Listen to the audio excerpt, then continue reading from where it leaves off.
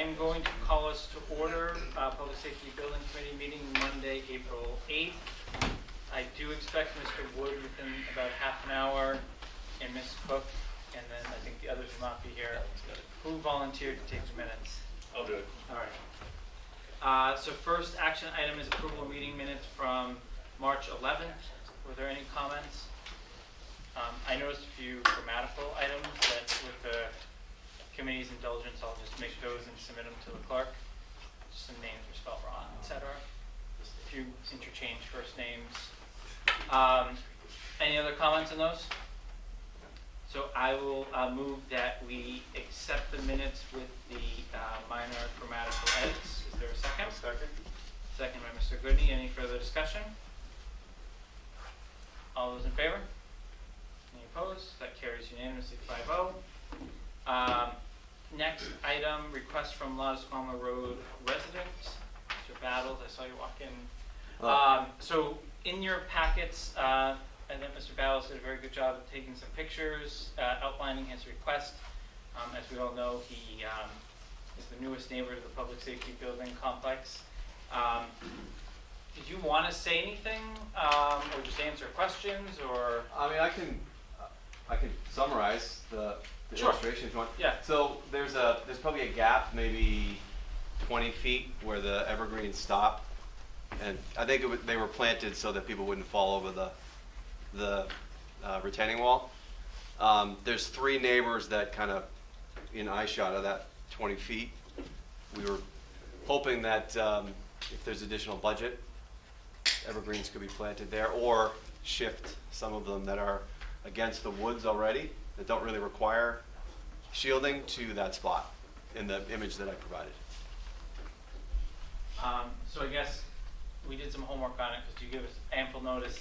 So one thing is I did reach out to the planning department to make sure that this wasn't going to trigger any sort of re-review of the entire landscape plan.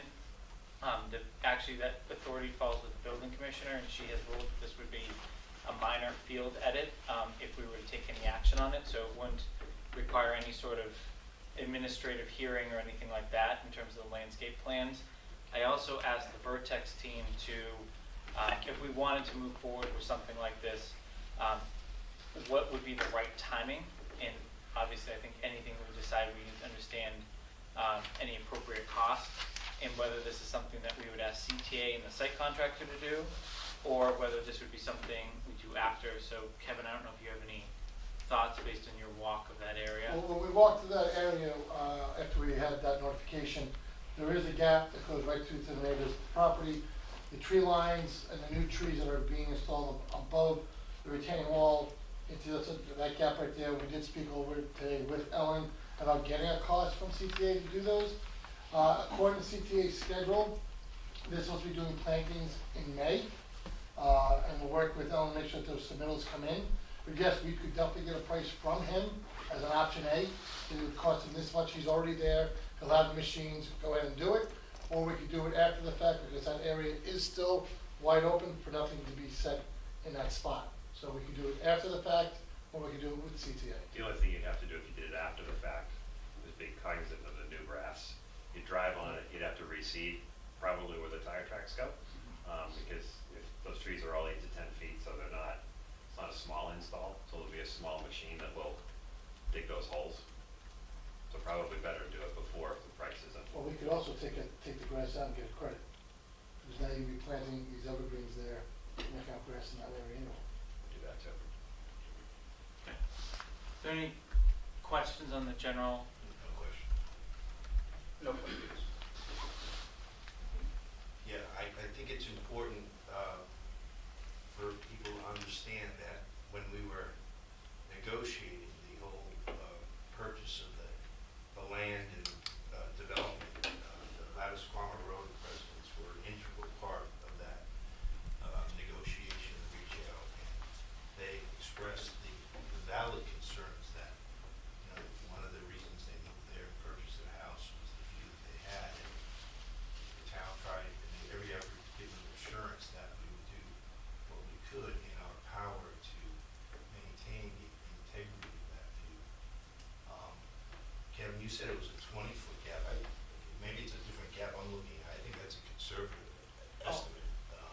It might be a, you know, a Gronkowski first down a little bit Okay. longer. perhaps.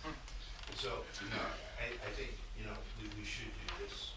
I think we should do it while the plantings are ongoing rather than coming back and doing it subsequent time. So I think it's reasonable to ask, I'm in favor of it.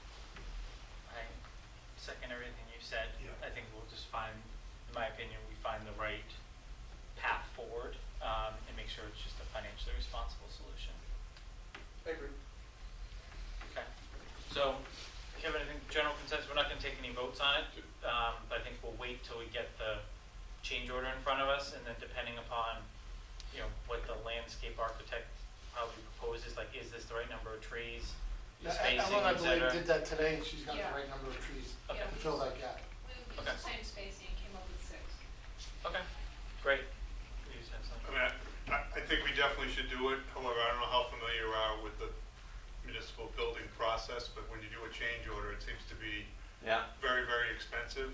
So it may be a choice that we make afterwards if we could save the town a lot of money, but I think the consensus is it's definitely gonna happen. It may not, it's possible that if we can save a lot of money and do it, have the town do it, or somebody else do it, we might go that route, just, we gotta keep an eye on the costs, but I think either way, it's gonna happen, so, just to let you know how it goes.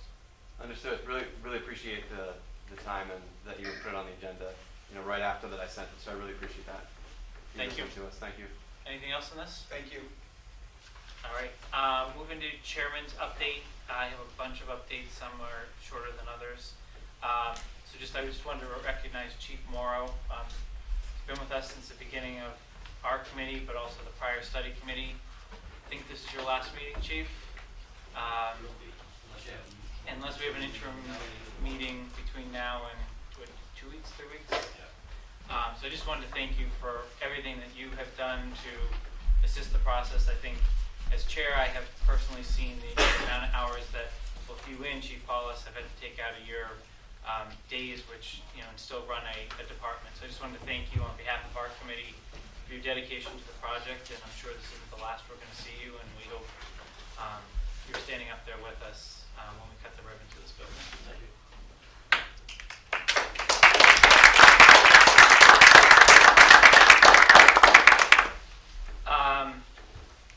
Few quick items. So we took action on the gym equipment at the last meeting. Since that time, the 2 town health insurers, they have 2 health insurance providers, each donated $2,500 towards the purchase of that. So we are already back under the budget that we had appropriated.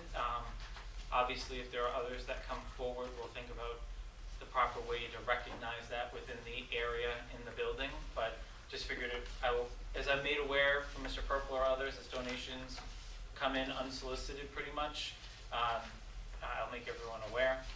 At our last meeting, we voted on the building signage. I think we had much debate about the color of the sign, but ultimately we left it to the Board of Selectmen. They did have a meeting before, the day of town meeting, before town meeting.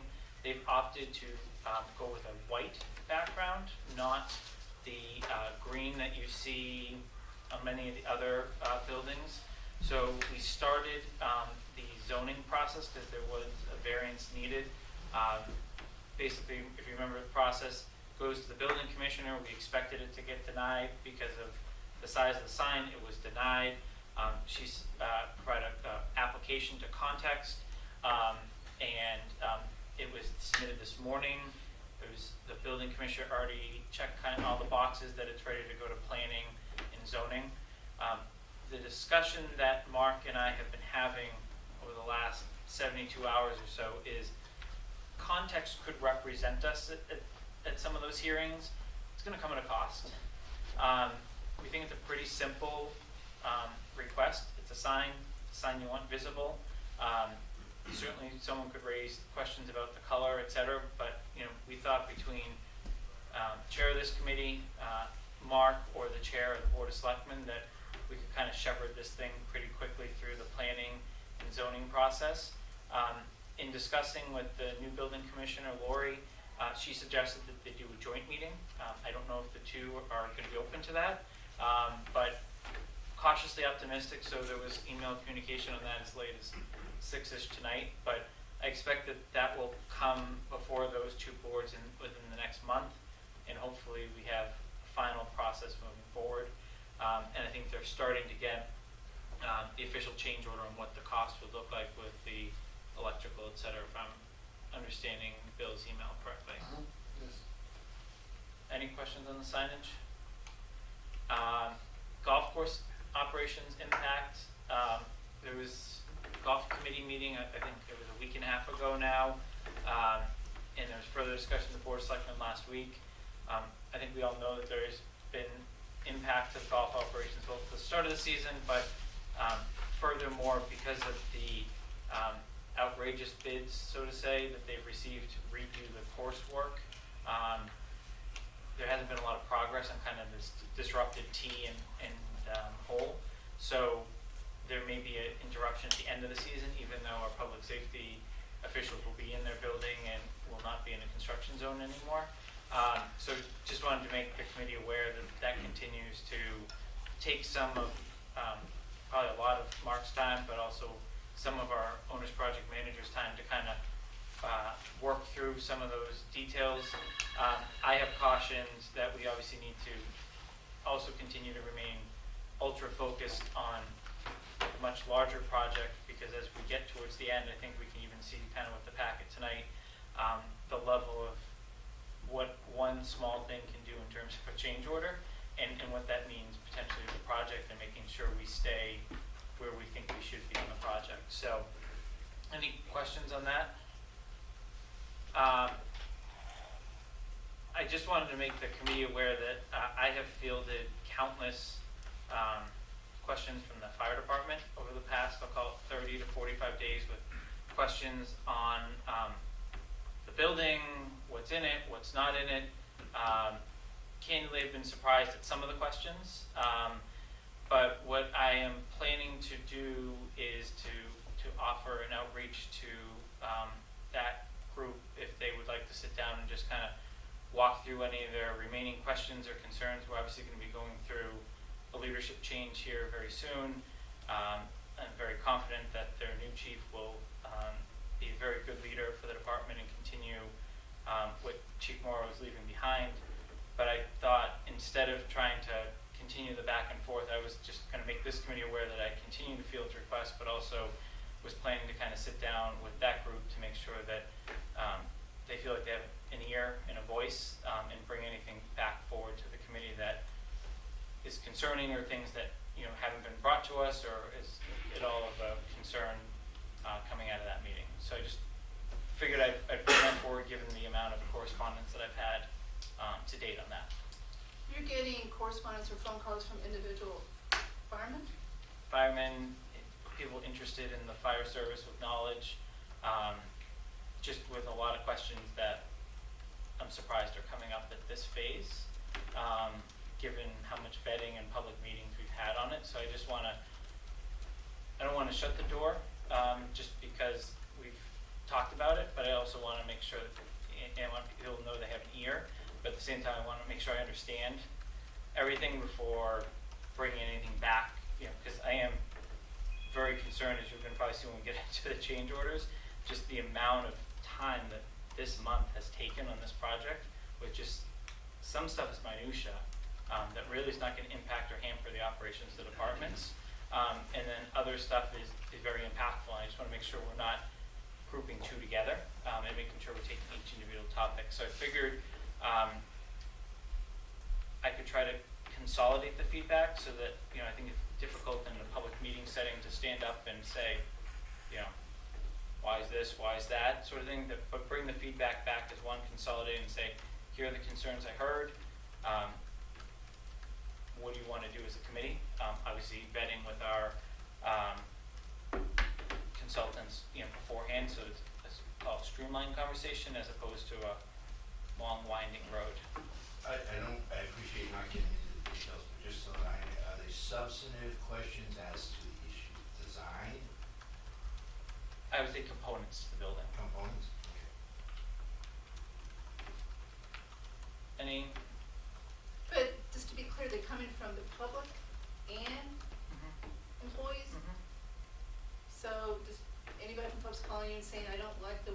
so it's being done at this late stage. Yes. So, It's the burdens of chairmanship. yes, so I'm gonna be honest, right, and I just went through this as chair of the fire chief screening committee. Had some pretty open and honest, candid feedback. You know, not everyone chose to participate. We had about half of the department participate in those discussions. We, as that committee, were able to take that and not put anyone's name attached to any of it, Sure. right? And use it to guide part of some of the decisions that were made throughout that process. But also to provide a solid footstep, like for Chief Achilles to take over, right? And there's a feedback process that we're now taking that feedback and bringing it to the chief so that he understands what we gathered throughout, so that he can decide what decisions he wants to make as he steps into Chief Morrow's shoes. So, I guess I will report back on that one at the next meeting, unless anyone has anything further on it now. I mean, I can speak as, in Westboro, we're doing a police station renovation, and we have a new chief, and he did quite a few different things, you know, different management styles, want different things. I know he moved administrative offices from one floor to the next, so it's not uncommon for when you have a new leader to have some changes, whether they're gonna be substantial or not, To be clear, none of this is coming from the new chief. Yeah. I think he's had one walk through the building at this point, but it's all coming from current membership. So with that being said, the other thing I just wanted to bring up under monthly project-related updates is the amount of time that this thing has taken. If you knew the amount of phone calls that I had to have with Mark, either the chiefs or Vertex or Context with some of the smaller stuff even on this, I think it is gonna be prudent that this committee at least agree to meet every other week until we are like almost move-in ready.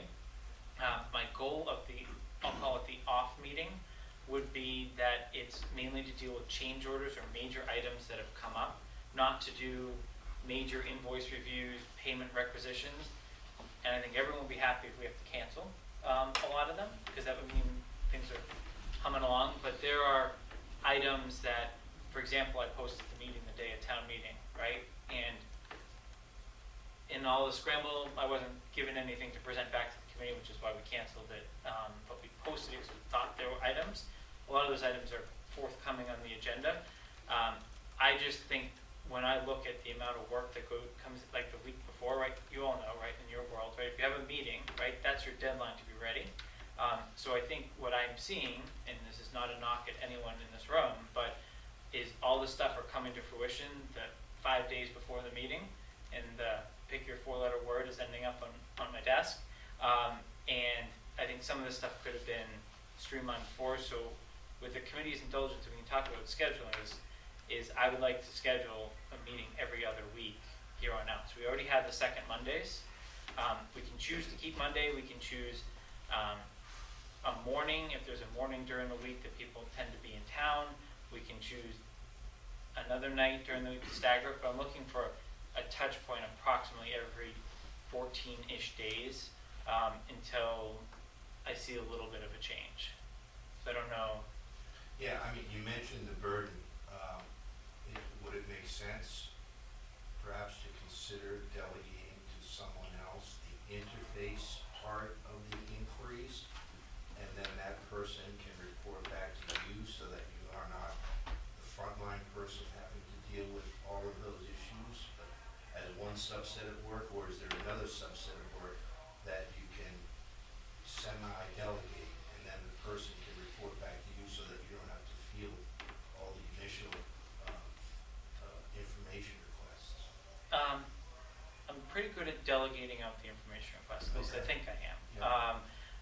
I would say it's the connecting of the dots. So for example, right, John Lyons, right, he has to go to a meeting every Tuesday morning, and he has gone almost, I think tomorrow's gonna be like one of the first ones he misses, for however many weeks we've been going now, almost a year, right? So, you know, that's a huge burden of taking off that. It's more, instead of me trying to, like, corral the herd, like, just getting the herd here and being basically say, next Monday, be ready to go on this specific point is, I guess, what I'm looking to do. What I was referencing is not so much the herd, but this side discussions that we've been having, which frankly, the first I heard it tonight, if there's a way to relieve some of that burden on It's been going on for a year now, you. but, I think it's, We like don't you know said, that, yeah. Jason, because you handle it so well, you know, to us, everything's just going great.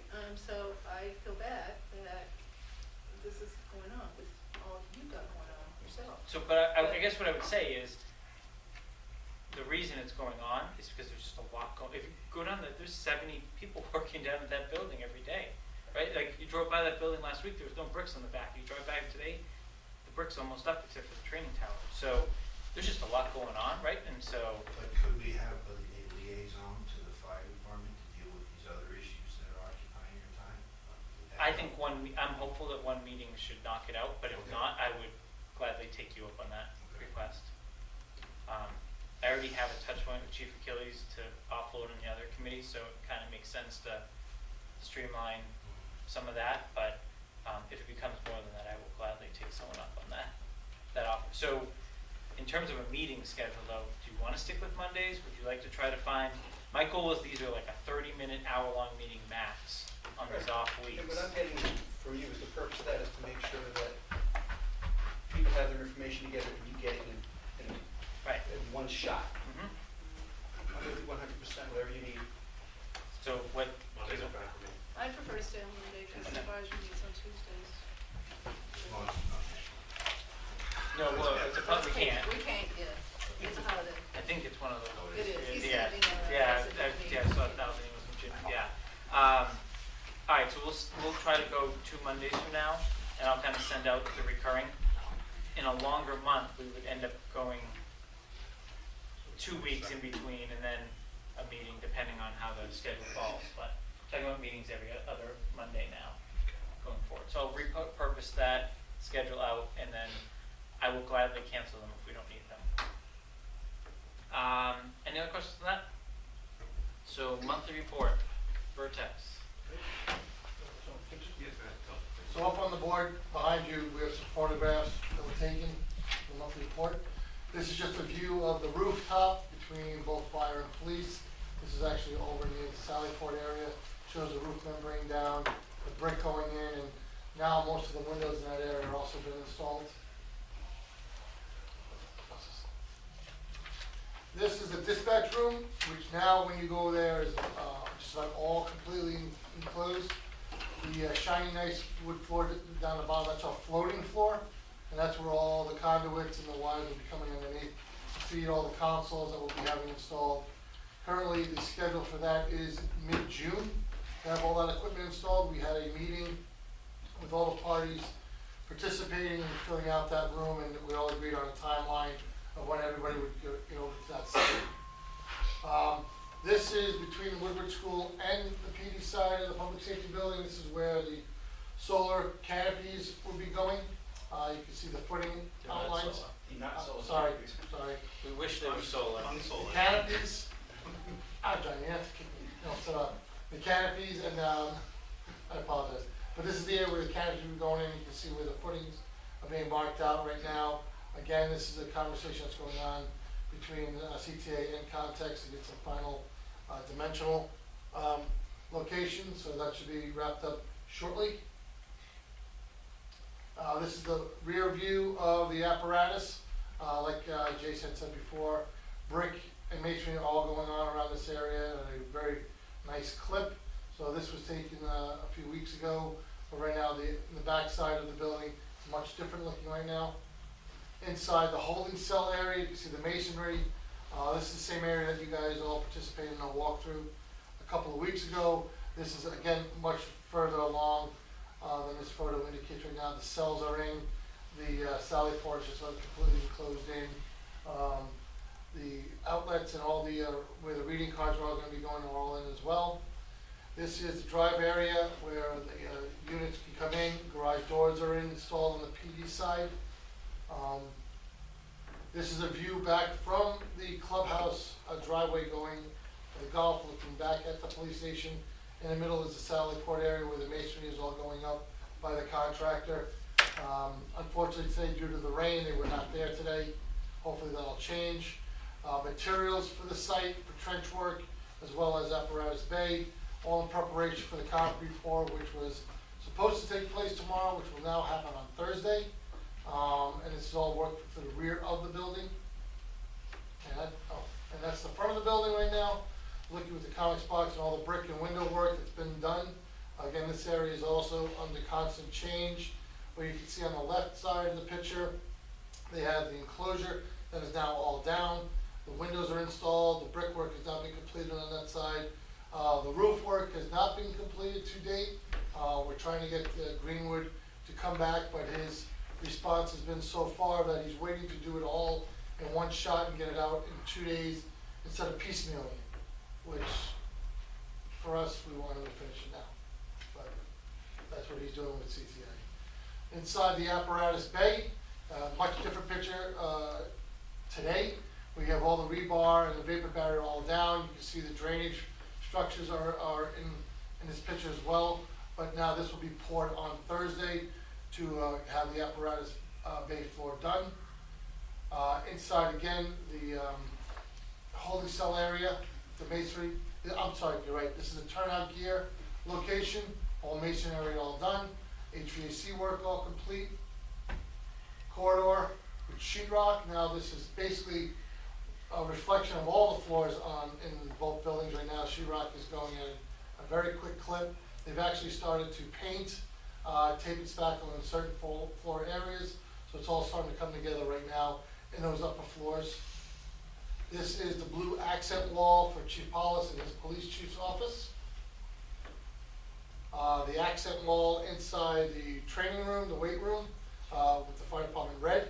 And again, this room is now being cleared out for more finishes to be taking place. And that's it. Those are the photographs from last month for your monthly report.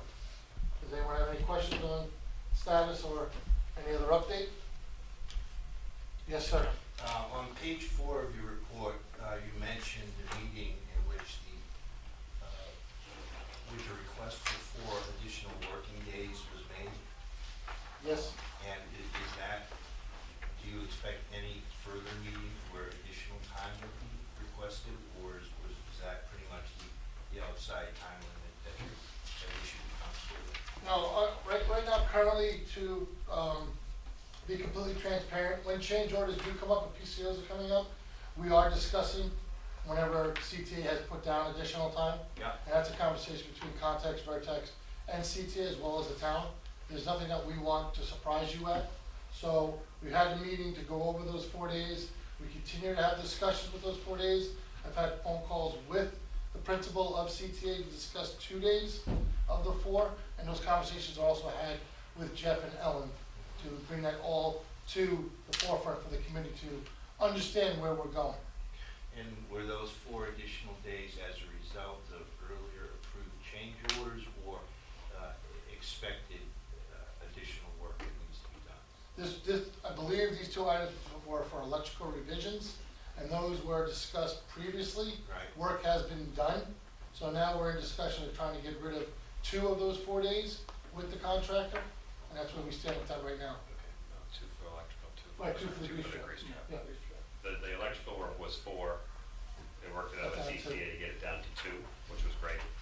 The other 2 are for the grease skimmer, which is a PCO that we talked about in just a minute. Okay. So I'm gonna go on the electrical now.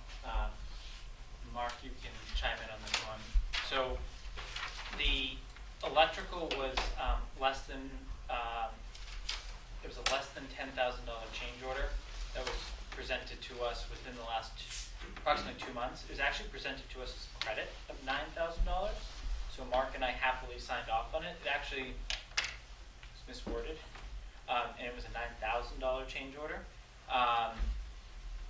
And then magically 4 days popped up. So I could dwell all night on the credit versus charge. But my view is when we were presented with it, no one articulated, meaning CTA articulated a request for additional days. So I would think that when we approve the actual PCO tonight, that I can tell you that if I were the one making the motion, I certainly will not be making a motion to accept the additional 2 days, because it was popped into the wording when the PCO, the formal PCO came to Ellen and Jeff and the Vertex team, not when we originally approved the, I guess it was a CCD at the time, was probably what it was. So I just want everyone to be clear on that. I think that discussion is a lot different than when we get into the grease skimmer, grease trap sort of discussion. And that I will remind everyone again when we get to that specific change order. Does that seem on par with the discussions you've had with, because we have not been part of those conversations, but I don't think there's been much appetite for that one.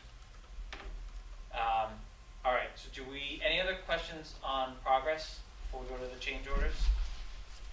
So just one other point, I think, and this might relate to some of the updates that given the chair.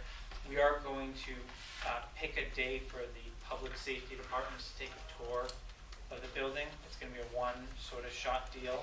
We're going to give them enough notice because obviously not everyone's going to be on duty. We're waiting for the apparatus floor bay to be poured before we do that.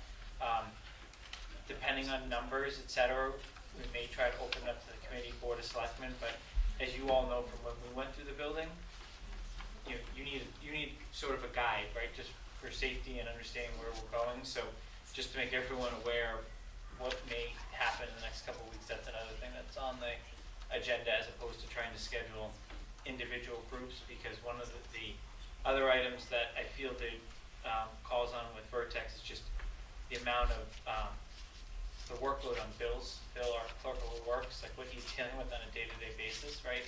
So him having to take an hour out to give a tour is not what we really, as much as I'd love to give tours of this great facility as much as we can, we need him to be making sure we don't have another change order coming down the pike, or that they, do something that isn't in the best interest and quality for the town. So we are trying to find a middle ground, and we think that's a reasonable middle ground to give kind of a one-time access before the whole thing opens in a couple months.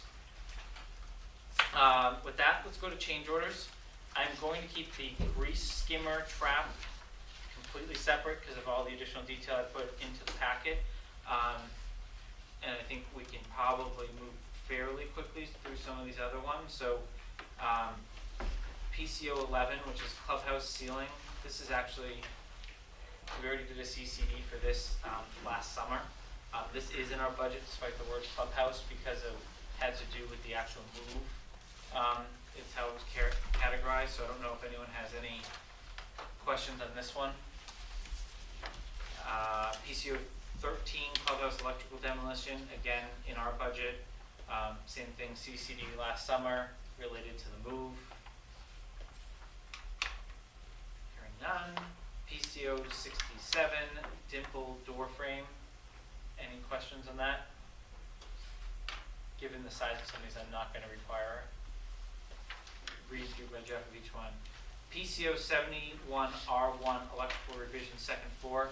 So this is PCO 1 of 2 related to the electrical that we were just talking about. This is the one with the 2-day extension.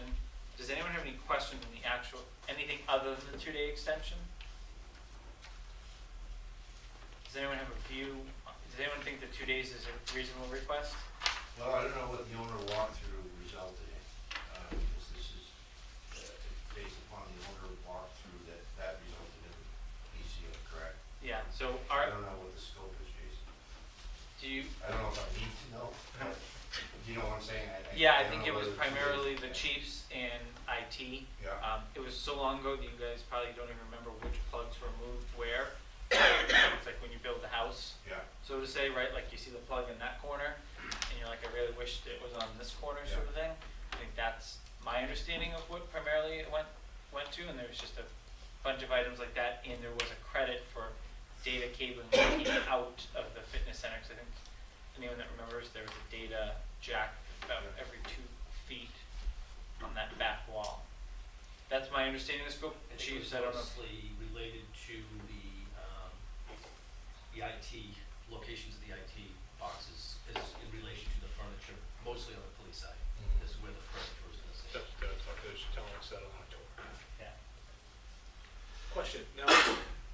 $9,000 credit, but this 2-day extension, how Well, much? it's not a credit, it's actually a charge. It's a debit. Oh, is it, okay. Yeah, It's the wrong way. All right, so this 9,000 plus, how much would this 2-day delay cost us roughly?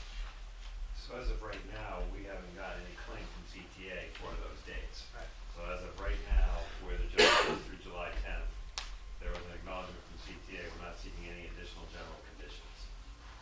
They haven't said if we add more days on right now, if they will charge us. You know, we would typically expect on a job like this, general conditions from a contractor this size could be about 20 to 30,000 a month. So for every, $100,000 a day. for every day, because you're paying the superintendent, you know, and it's easy to come up with the math to justify the cost if they wouldn't already be there for other things. So that becomes the question, you know, would they still be there? Could we assume they would still be there for punch list? You know, so we don't have that answer right now. So you could approve these days, we may never see anything. Ultimately, they just don't want to get hit for damages, you know, they're just saying it's gonna take me some extra time. But that's where we are with it right now. Typically at GC, if they get enough of these things, then you'll see a claim for it. Frankly, I'd be a little annoyed with them if they send me a claim for costs for 4 additional days. If it even is 4 days, if you approve the skimmer. If you don't approve the skimmer and it's 2 days, we would be really disappointed with them if they're doing that. But the bigger issue is as we get towards this project and more walls, towards the end of the project, and more walls are going up and things are being finished, any of these changes that make you go back to have to do something or move out of another area is delaying them from doing something else because they're driving hard for July 10th right now. So that's been the big time suck lately, is for everything that comes up. Kevin on the phone with Paul from CTA, do you really need those days? And, you know, that kind of back and forth. We're really doing that for every item now, at every Tuesday meeting. Do we really need to do this? You know, so that's it. So it hasn't been just these few. There have been others that you haven't heard about because we've been successful in there being no time.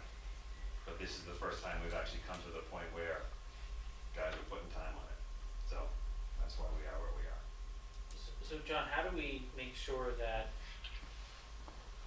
I mean, I have no intention of approving these 2 days for the electrical, and hopefully the committee goes along with that, but when a CCD is presented to Mark or myself going forward, right, because otherwise we'd be having a committee meeting every other week, Right. or like every other day, I should say. How do we make sure that if they really think they want days, they can't come back on the back end? Before they sign it, they would, I would. So how can they Mark- be asked, so I guess mark my it up. question is, how are they asking for 2 days now, that when, in the document that Mark signed, they didn't say something about 2 days? Again, this is my take on it, and Jeff, jump in if you think otherwise. When the document was signed, they knew that work was gonna take place, but they weren't gonna run right out and do it. They got authorization to do it. They finally get to the point where they're on the floor and it's time to do the work. Well, wait a minute, now the rest of their schedule is bearing down on them, and they're saying, wait a minute, to do this extra work, it takes me out of my schedule. I gotta spend 2 extra days on this floor before I go back to the other floor. That's so it isn't an issue when it's 2 months ago. Is it their poor planning, or is it just because that's where the project took them, and when it came time to actually make those changes, when they were in those rooms, oh, wait a minute, this is now taking us more time than we expected. Are they just throwing it in as a buffer just in case, you think? I think they recognize contractually, you sign the document, and we could fight them. Okay. But I think what they're saying, what John's saying, is that ultimately they're looking for a little bit of, a recognition of fairness, in terms of, gee, we didn't think it was gonna, but now it is. So the electrician is Can you consider giving us those additional the days? I'm not electrician trying is protecting themselves from getting dinged by CTA if they're late. Hey, I took 2 extra days to make the changes. You gave me a change. So I think they're just sort of I think they're falling at protecting your mercy. Do themselves. you want to give them the extra 2 days or not? So, I think I don't contractually on the understand this CCD, they didn't ask for it. Who's asking, is it they, CTA. CTA, or they CTA. is electrical contractor? Well, When you say they, it's CTA. Yeah, I mean, Because that's what technically you have it's the this contract. higher contracting group, but the CTA doesn't have any labor force, they're just the managers. So, I understand. if they're asking the electrician, okay, you guys go out and do this work, and the electrician comes back to them and says, well, I can't do the work contractually that I have to do, plus this additional work and still get finished by the end date, I need 2 more days to finish the work. And so CTA is coming back to us and So even though the electrical contractor says he needs 2 days, that means that the whole thing needs 2 more days? So technically, they have to justify how these additional 2 electrical days impact the critical path of the project, which all And they're those saying tasks. that it does impact it, it adds That 2 is more what days to their it? contentions.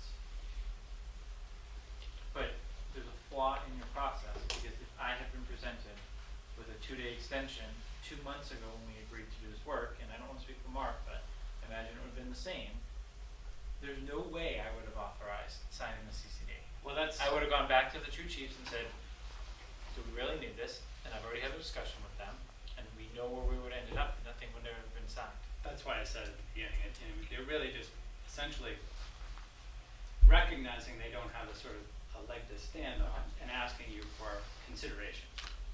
So you didn't know about the 2 days when you signed the CCD? I found out about it within, talking about these things in the last week that just come out of nowhere, and like, you gotta read really carefully, like, through the documents, right? And there, Ellen can attest this probably better than anyone else, the number of drafts she had to send on this, because it was confusing how CTA was sending her the information, and then they're having one conversation with Kevin and telling him 6 days, telling John 4 days, Ellen 60, right? Like, I got the numbers probably all screwed up with who told me what, but literally every conversation I had was a different number. It like literally made you wanna. And you're saying if you knew then what you know now, which is they needed 2 more days to do it, you would not even approve the CCD to begin with? Right, Because I Chief would've- said you don't have to have. I would, my simple premise that this committee has agreed on is, we would've gone to the chiefs and said, chiefs, would this negatively impact your operations for the foreseeable future in the building? I think the answer we both, I heard from both is no. Would have been inconvenient, you maybe had a little longer land court or whatever, but probably wouldn't have been the end of the world, right? But now, you could take a $5,000 cost, let's just say they added on $1,000 for 2 extra days, plus you're now changing the schedule, we're thinking the beginning of a week right now for a move-in date, and now you add 4 days, you're now back to the next week, if we do the grease skimmer too. So, when I make the motion, unless someone here says I'm off the reservation, I'm not intending to authorize the 2 days, but I am intending to authorize the cost. Well, prospectively, Yeah. I mean, at this point, it seems to me, look, change orders always come with 2 things. Mm-hmm. Additional cost and a request for more time. Now, they don't come with a request for more time early in the project, because everyone thinks they can get everything done. Right. But it's at the end of the project that they start saying, oh, we need more time, because they realize they've got a lot of stuff to finish. Right? Now, we're at the ant farm portion of the construction, where it's a bunch of ants running all over the place, finishing up. And that's par for the course for every construction job. Are we gonna be expecting more, every proposed change order now to come through with a request for more time? I would expect most of them, if not all of them, to have some time component, whether that's like time plus the general conditions cost for that time, or simply just a request for added time. I mean, CTA has we're already made that. We're gonna be dealing with these on a lot more frequent basis. I think these are the first 2. And I think John mentioned it earlier that, we are, or Kevin mentioned it maybe, that we are going to be and will be continuing to have the discussions with CTA when changes are discussed. Time is, right there at the top of the list of things to discuss. I think you look and there's umpteen change orders in this, umpteen PCOs in this change order. There are 2 that are driving time.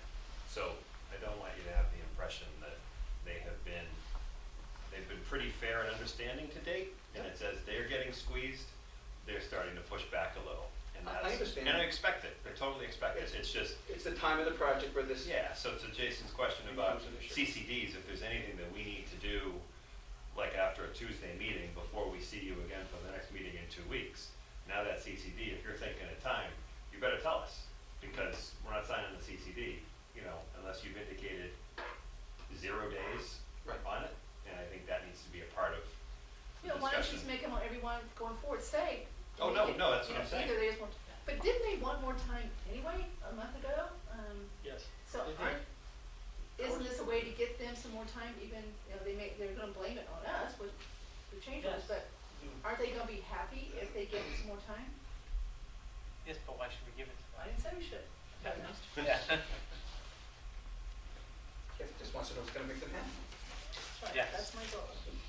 All right, so do you have any questions on the cost or merits of that one? Yeah.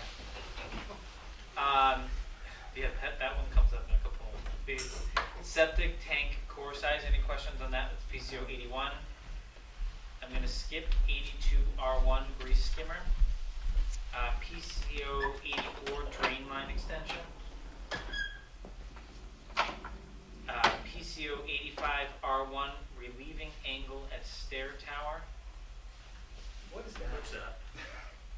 So at the stair tower, this is, I believe, the training stair tower, there is a portion of the building that goes outside of where the apparatus bay walls are, it's supported on the foundation, all the way down the foundation. There's a portion of the masonry that goes up against the roof or over the roof, and that's the piece that the structural drawing didn't have a relieving angle to hold the veneer brick that, as you know, that tower's wrapped with veneer brick, and we need something to support it. Can't get supported directly down onto the deck there. So these retaining angles are missing from the structural drawings. They need to be added, and this is the cost essentially for that. Now, we had a lot of conversations with CTA about this and a couple of other structural items and labor and materials. This one's the most reasonable of the different conversations we've had. You'll see a couple of others that pop up. But the bigger cost here is the remobilization. So it's a $10,000 cost. Yeah, it's made up, I think, How do you get missed again? there was relieving angles that were shown on the structural drawings that didn't extend far enough onto the roof. So it got missed in the bid process. Well, I mean, technically they weren't there, so the bidders didn't bid on the scope. The scope was not on the drawing. So they did what they saw and come to find out that they actually needed it to extend further back. And I think Is the it real, something that should have got caught by them or us or somebody? I think it would have been nice, in hindsight being 2020, if we had found out about it prior to them doing the work in that area, because when the steel fabricator was on site, it would have been a lot cheaper for them to add these angles in. Now they're having to come back. Now, do we have to take brick off to do this? Nope. No, this was required to get the brick on. Okay. They haven't actually put the brick there, but Thank God. they're about Sure to we do would it. do it. They're about to do it. So in other words, it would have been part of everything, and it especially would have been nice if if CTA would have sent the RFI in before getting into the issue. So when did you become aware of this one? Do you have the date in here?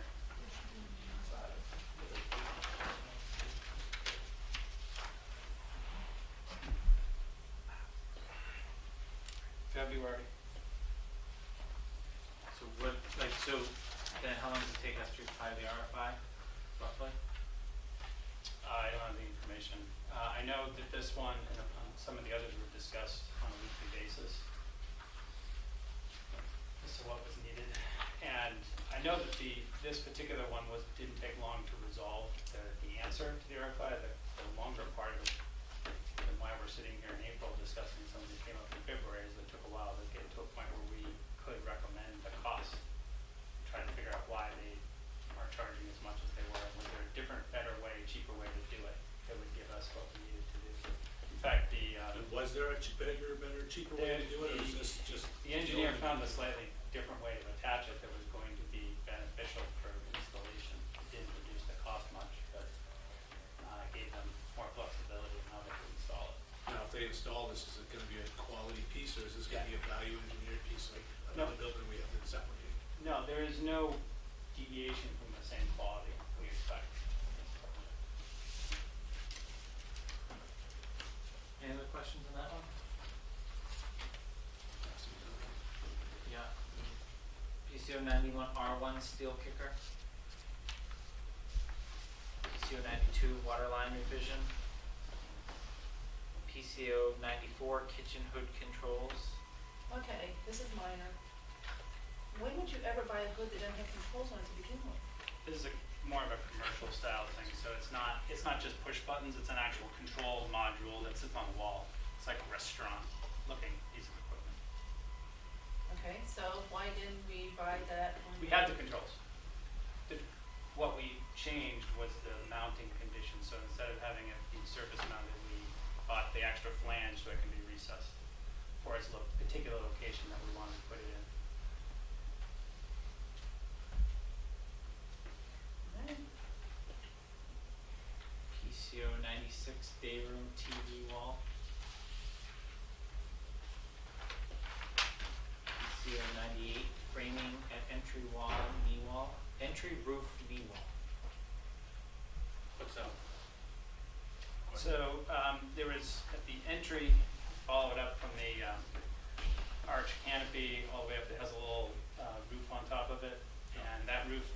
trails back on top of the roof, that's more steeply pitched, essentially creating a dormer there.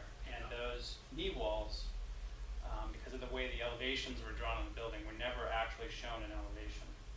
And so the Didn't we contract. just go over something like that? Didn't we have, that was a different problem with the roof. There was another problem a couple meetings Yeah, ago with another. We had to build something up because it wasn't in the drawings as well. Yeah, there was another missing piece. So the expectation, This isn't of that. course, was that the contractor would just continue the same finish back.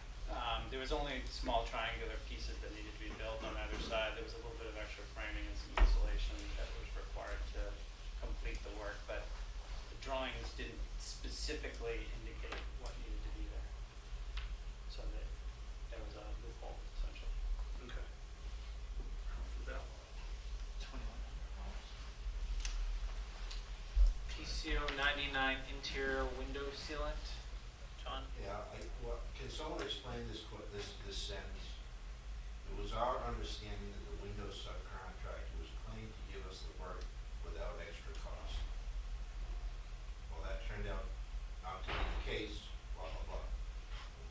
Can you tell me what led us to believe that the window contractor was going to give us a $13,200 work for no cost? Sure.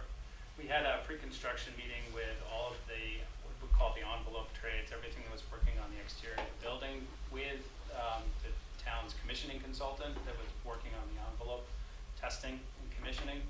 And during that meeting, all of the subs participated in discussing the scope of their work and how their work would interface with other subcontractors' work and testing requirements. And when it got to the windows, there was a discussion between the commissioning consultant and this particular subcontractor about how they would be sealed, and the subcontractor indicated that they would have both seals included.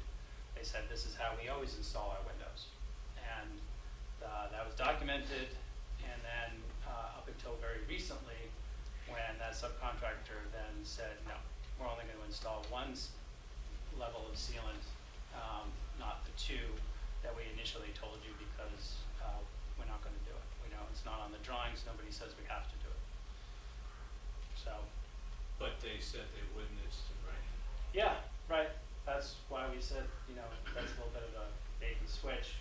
And considering that meeting was, 6 months prior to this point, if we had been given the understanding way back then that it wasn't going to be done, maybe we would have changed some things a little differently. I don't know that we would have felt like it was needed to have 2 levels of sealant there, but we could at least done some more homework on it and properly prepared for something like this. Do we need 2 levels of ceiling?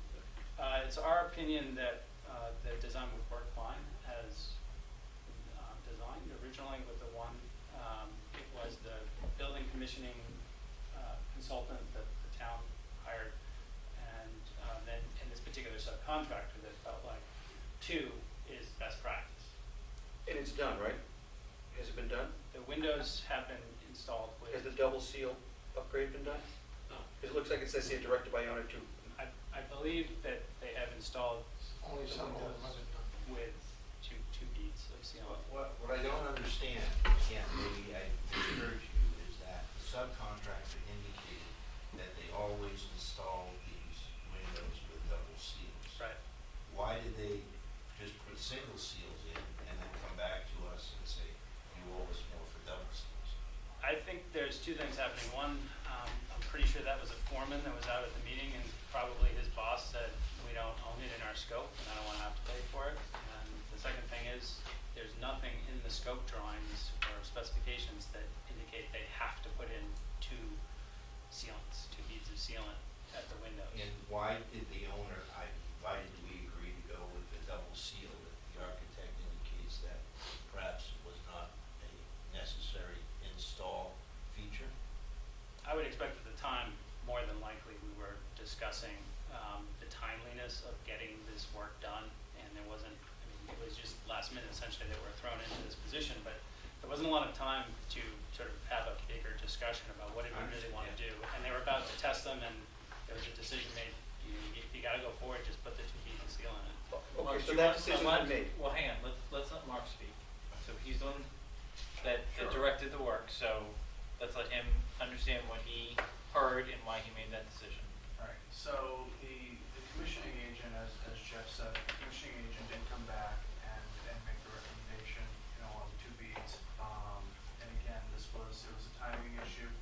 I think that, from my point of view and in talking with Jeff and talking with Vertex, this was, $13,000 of insurance, to ensure that the windows are gonna be tight, the windows weren't gonna leak, we weren't gonna have any issues, with the testing of them and potentially cause further delays to the project.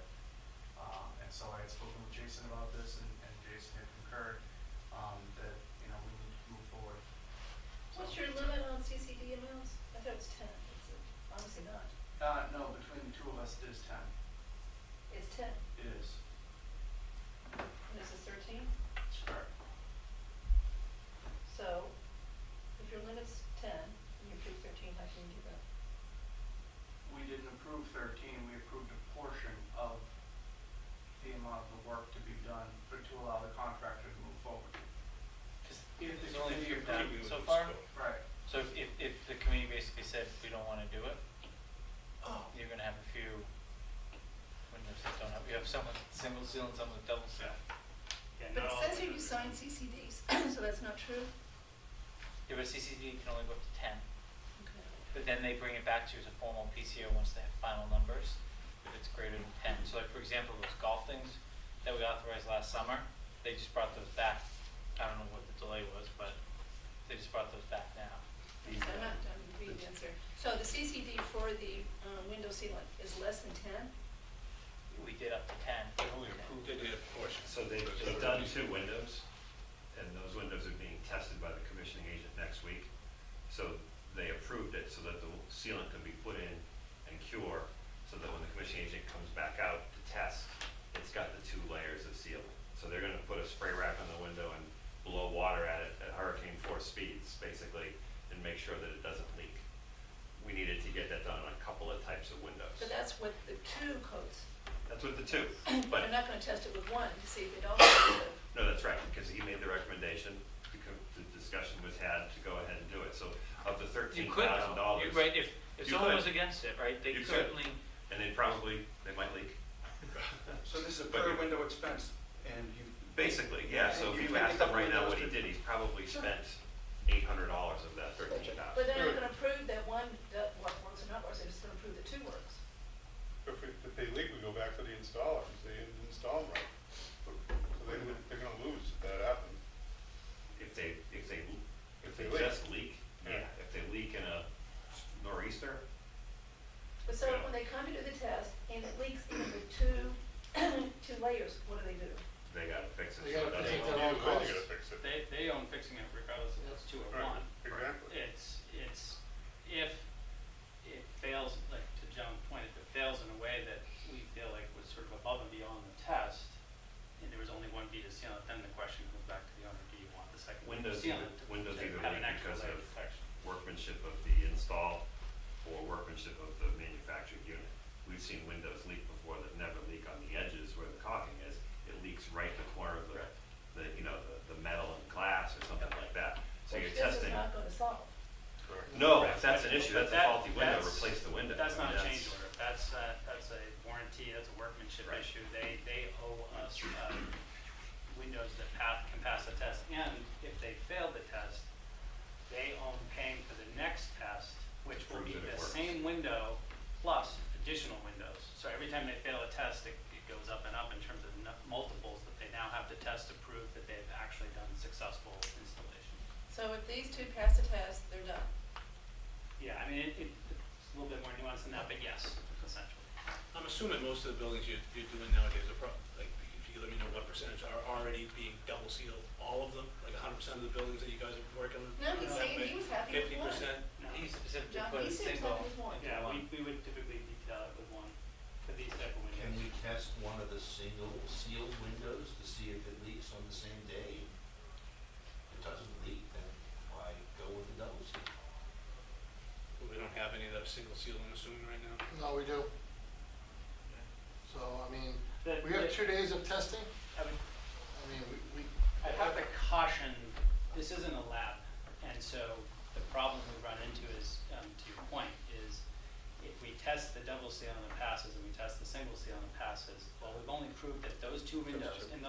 locations were installed perfectly. Correct. We don't necessarily know that two different windows Well, might that's the same if pass you just it. test the two with the double seal. So I It get doesn't where you're, mean the other ones with the Yeah. double seals aren't gonna leak. exactly, Right. and I totally understand where you're coming, because this was discussed in the meeting.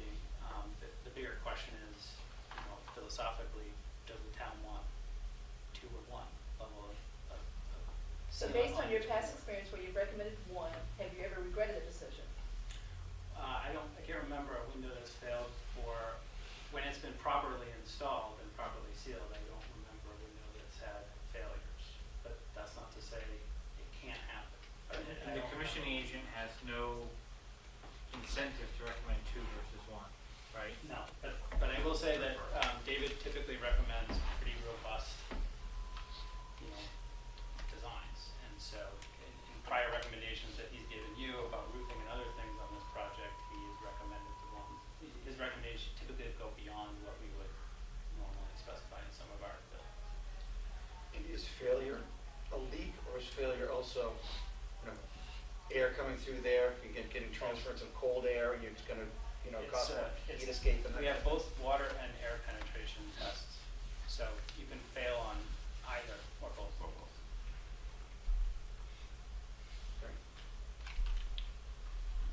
John, do you have an opinion?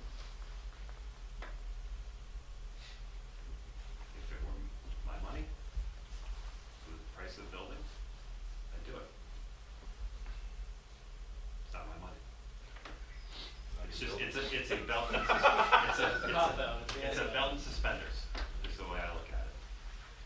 Yeah, but to Jeff's point, if it's done right, you don't need it, but you're, again, at the end of this, also to his point, you won't be testing all the windows, you'll be testing a sample set. So if that one window where the primary seal location wasn't done great, you've got a secondary to back you up. Am I thinking about this directionally? In a nor'easter, the front of the building's gonna get whacked? Is that, am I thinking about that the right way, directionally? Someone? Are you really thinking right, or are you looking? North is more like a control side. More on So it's gonna hit the police side of the building. police side. Yeah, it's Rear, school like side. like where the canopies are, it's gonna come over the school. Alright, so any further questions on that? Pretty much, that's kind of pretty much. John, in a Well, we're typical not. house, do you double seal windows? It's a different, It's not a house. it's a metal window and a brick no, you know, a house window is a whole different flashing and weather seal stripping, and it's a totally, it's an apple and an orange. So this second seal is on the inside of the window, correct? Yeah. So you can't, once the building's built, like you can't come in afterwards and if you have a leaky window and do that second seal, you put it on the outside for the first seal. So it's like, has to be done while the building's under construction, the second seal.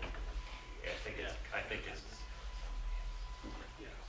what you gonna say? You gonna share with the class? So no, so there is also, I should also point out, there's also spray insulation that goes in the gap as well. So the sealant is in addition to the spray insulation that's already there. Anything can be installed imperfectly, but that's So there's also part of spray the equation. insulation, then there's a single seal, and the question is whether or not we now go with the double seal. Right, So then there would be 3 layers of sealing. technically. Theoretically. So to make sure the committee's on the same page in terms of whether they vote yes or no on this.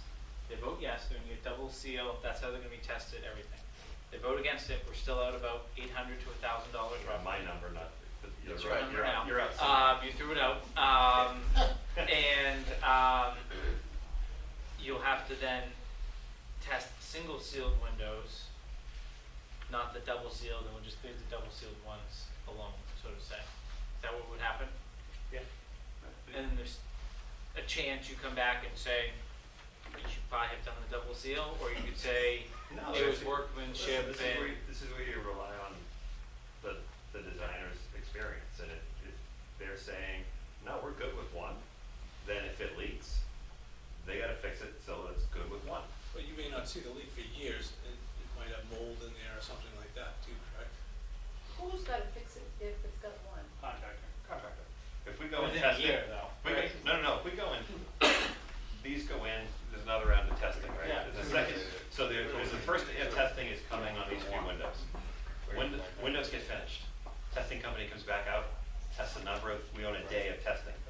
architecture when you pick Two windows? will force it. What we typically try to do is test different types. You know, this is the 4/6, this is so that we're getting different representation and We wouldn't different. even be having this conversation if the contractor honored what he said he was gonna do and put the double seal at the same price. Yeah, So but we've so already you gone, bet- yeah, this is great, we're getting. But two John, cheap you Back bet- guys. told his boss, and his boss said, we don't own it, we own one. I mean, would you do something you can have in your contract? That's, No, Well, finish your thought, okay, But I'm just so, saying. so you'll get a second round, and if any of those windows leak, okay, they have to fix it then and there, like before you guys move in. okay, You let's know? say they don't leak, okay, but then they leak within the year. They still have to fix it. They still have to come back. You The have contract, you have general a year, contract. you have a year workmanship warranty. If the window leaks, this is where it gets complicated. If the window starts to drip, like inside the actual metal piece of the window, you've got a longer warranty on the actual window itself. You're gonna pay someone to take it out, but they will owe you, who makes these windows? Who's the manufacturer? Doesn't matter. Let's say it's Anderson. Anderson would give you what, give some One for a new window, sorry, window. yeah, one pro. All right. Put it- And the general contractor, last question, Yeah. general contractor doesn't care whether we do one seal or two seals, they'll still have to honor that warranty within a year if something goes wrong, Correct, whether it's one or two. correct. It's a quick question on longevity of the seal. With sun damages, that sort of thing will dry out over time, so with two, Yep. is that gonna give us more time typically with like the sealant dry rotting or something, I mean, is that? Gives you another layer of Another protection. layers. Yeah. Because technically, if the front seal breaks and water gets in, you know, the wall is a system so that the water shouldn't come in, it should go down, and weep out the bottom. So that's the system's working the way it should, so that second would hopefully prevent water from getting all the way through. Well, look at the $20 million building, we're adding an extra $10,000 layer of protection on the windows. I agree with that, but I I wish we thought had at this known. point, we were gonna see less and less change orders, and so I'm just really surprised at the number that we're seeing on this. So that's why I'm picking on one thing, is because Well, I agree. You got a lot more to pick on then. There's plenty to pick on in that, I picked on it in my head all day long. $20 million building, it's a $10,000 change order, but it's a $10,000 event that the architect doesn't recommend in his other buildings. But our commissioning agent does. So if we don't do it, there's gonna be a lot of finger pointing if it fails. He's gonna say it's your fault, he's gonna say it's your fault, I recommend this, it's just. We also call We're gentlemen. building it for Does everyone have the 50. information they need to go yea or nay on that one? Yeah. All right, PCO 101 tight tank drainage. 102 booking window. Need some help on this one. I didn't even get to this one on the list with all of you before. Sure. Sounds like there's another PCO coming on top of this one. What is the magnitude of that? And also, can you comment on the fact that you properly issued an addendum, and why are we paying for someone's inability to kind of cross-reference what was in subbids? Well, I think the issue was that when this item was issued in the addendum, it was just after the glass and glazing filed subbid. We identified this as an aluminum item, and technically, you could consider it an aluminum window, which would be part of the glass and glazing on this particular project filed subbid. And if their bids had been accepted, or their bids had already been in when this addendum was issued, it should have been issued as a hollow metal frame, which would have been part of the general contractor's scope. So the general contractor got the addendum, saw that it was a glass and glazing item, knew, of course, that glass and glazing was closed, and knew that this was a hole.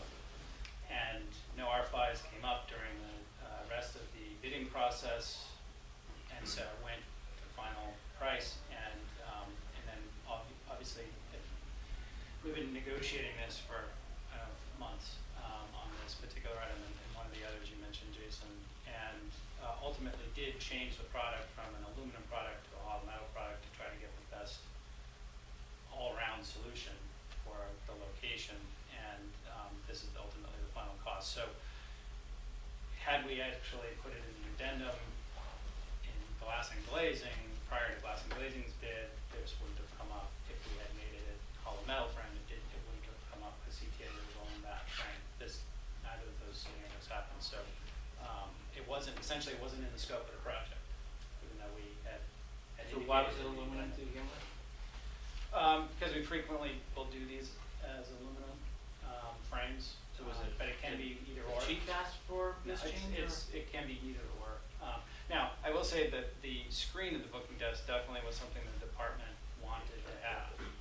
But I when don't- did the I don't department, think when we- did the department here. verbalize that request? I don't know. Do you remember? On the screening? At the We booking desk. voted about that already, didn't we? Yeah, I thought it was. There was a change to the framing on that.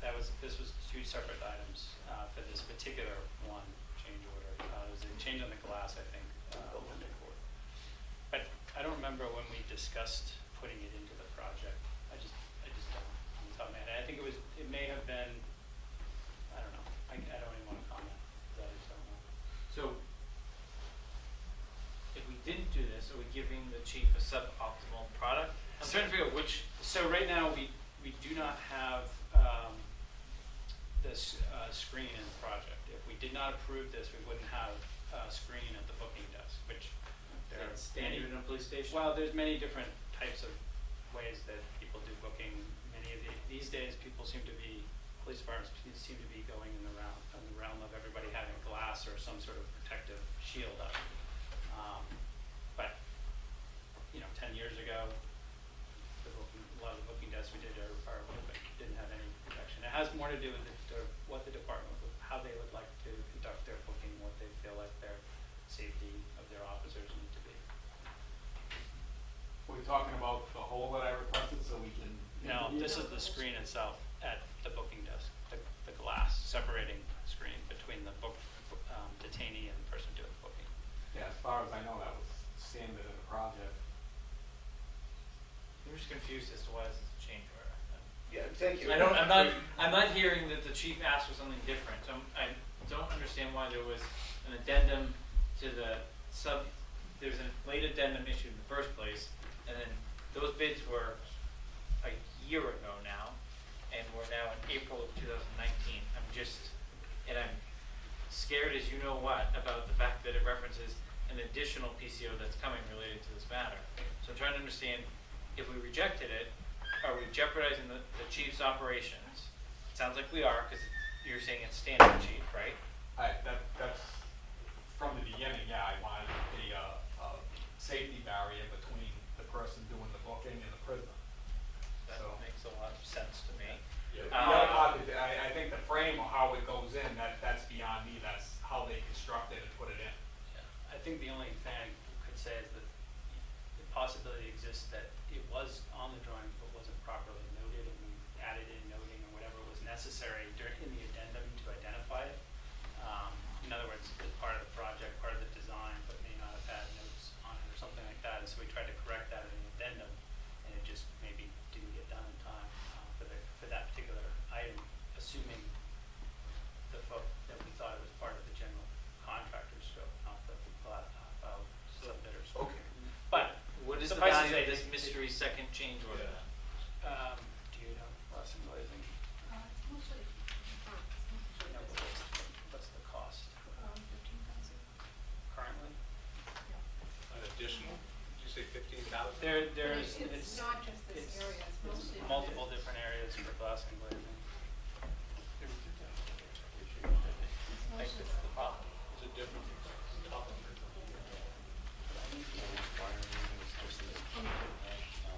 It seems to be true. 15 currently for glass. 15,000? Glass changes to glass, yes. Oh, okay, that's for, not just for this, but for Not other this, changes. other to glass. changes to glass, in addition to this. Are these changes different to the glass that we've already talked about in the past, or are these just more of the same changes? I mean, we had PCOs with glass problems before, Right. booking area, things like that. Are these more continuation of that, or these that money, or is this new money that's just wasn't in the drawings?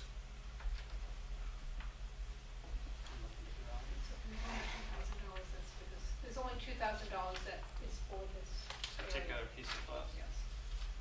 And what are the other $13,000 areas? Bullet resistant glass, a couple of locations.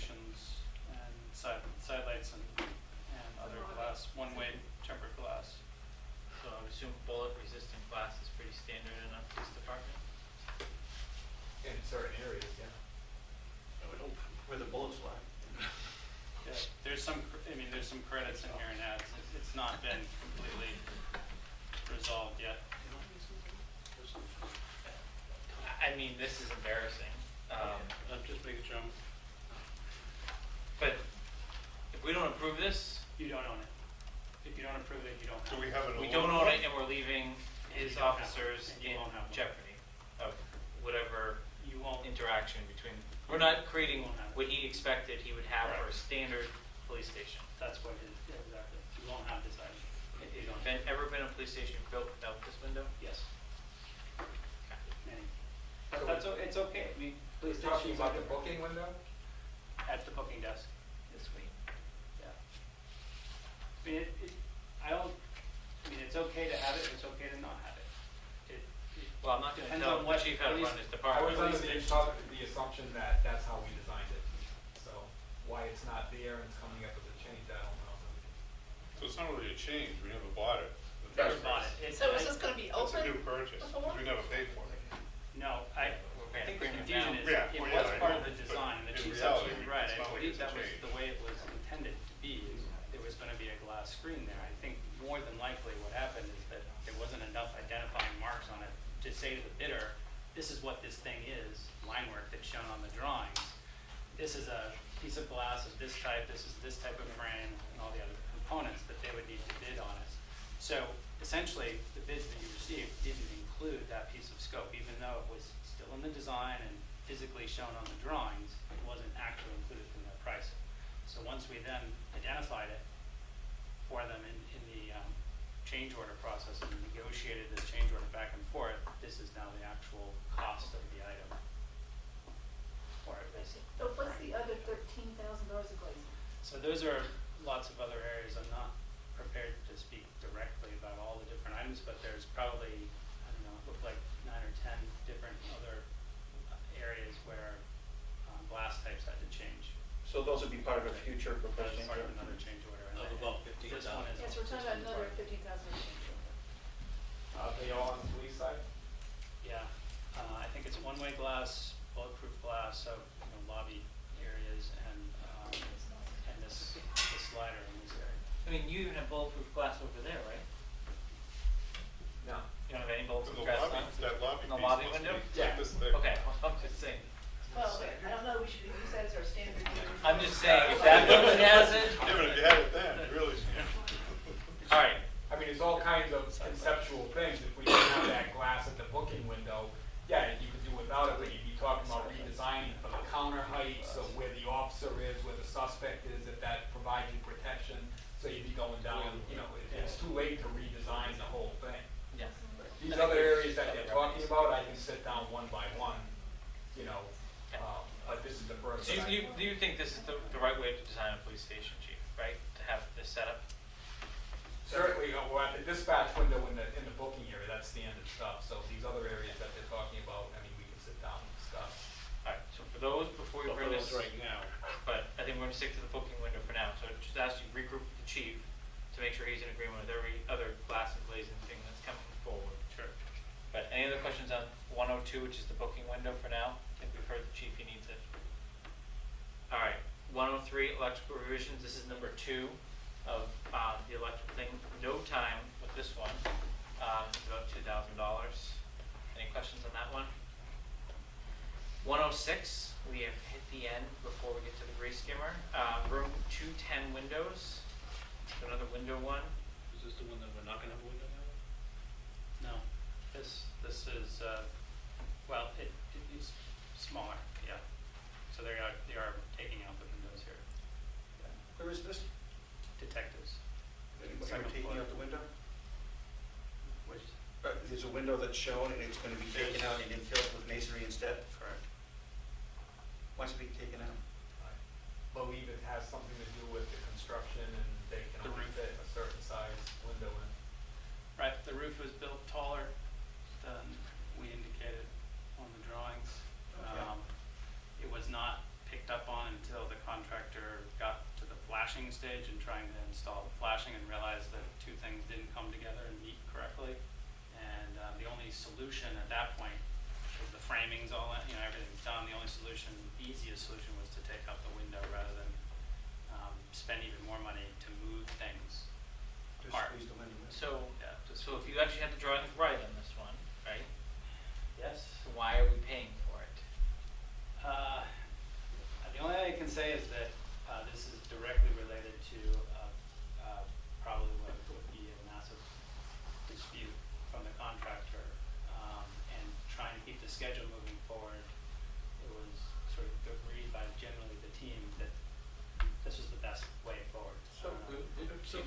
sign the team though? The team meaning Vertex? Vertex and us, yeah. So no taxpayers. I don't remember the exact nature of this discussion, but So just, you had the drawings correct, everything was spec'd correctly, it doesn't work, and now, so their CTA's contention is that the roof truss framing shop drawing, which added this additional component, increased the height, and because we approved the shop drawing and reviewed it, then it's not their problem. That, even though the height was built, because of this, was built taller, and there's now a change that it shouldn't be the contractor's responsibility to fix it. So if we don't approve this change order, what happens? Is there a hole in the wall? Then we, no, I mean, then technically. Windows have been flipped over. We have to dispute it, we have to dispute it with CTA. I mean, the reality is, I think, from my perspective, and CTA, Vertex can weigh in, I think we have to direct them to do it under protest. Because we know there's only one way it's gonna work, is windows filled in. And we want a functional, finished building for, occupancy, but, so we have to tell CTA to do it. But the question is, down the road, we're gonna end up fighting about it. It's gonna be one of those ones that they're gonna put on their list at the end of the job and wanna come back to you over So, paying. but if we just give it to them now, then we have nothing to negotiate with on the back end. How Yeah. long is that list right now? I don't know.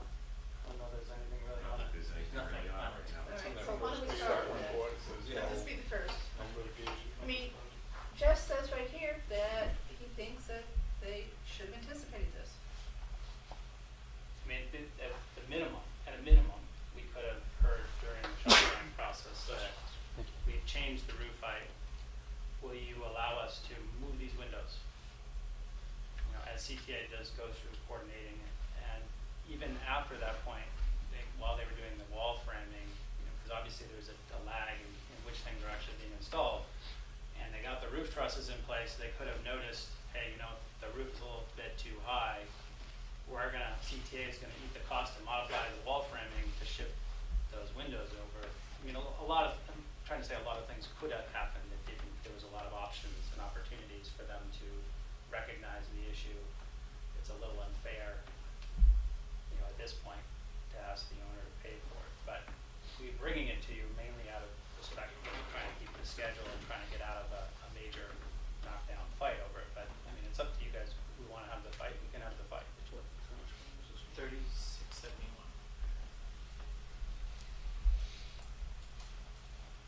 Can we table it to another meeting? I think they gotta get that. They already started. So either we're going to not approve it and they'll do it under protest, or. They've already bricked the openings from the outside. So, but, you know, you're talking about a question of ownership, you know, I think it's perfectly acceptable to direct them to proceed with this work. We can't get nailed for things that aren't in the drawings and are in the drawings that people look like.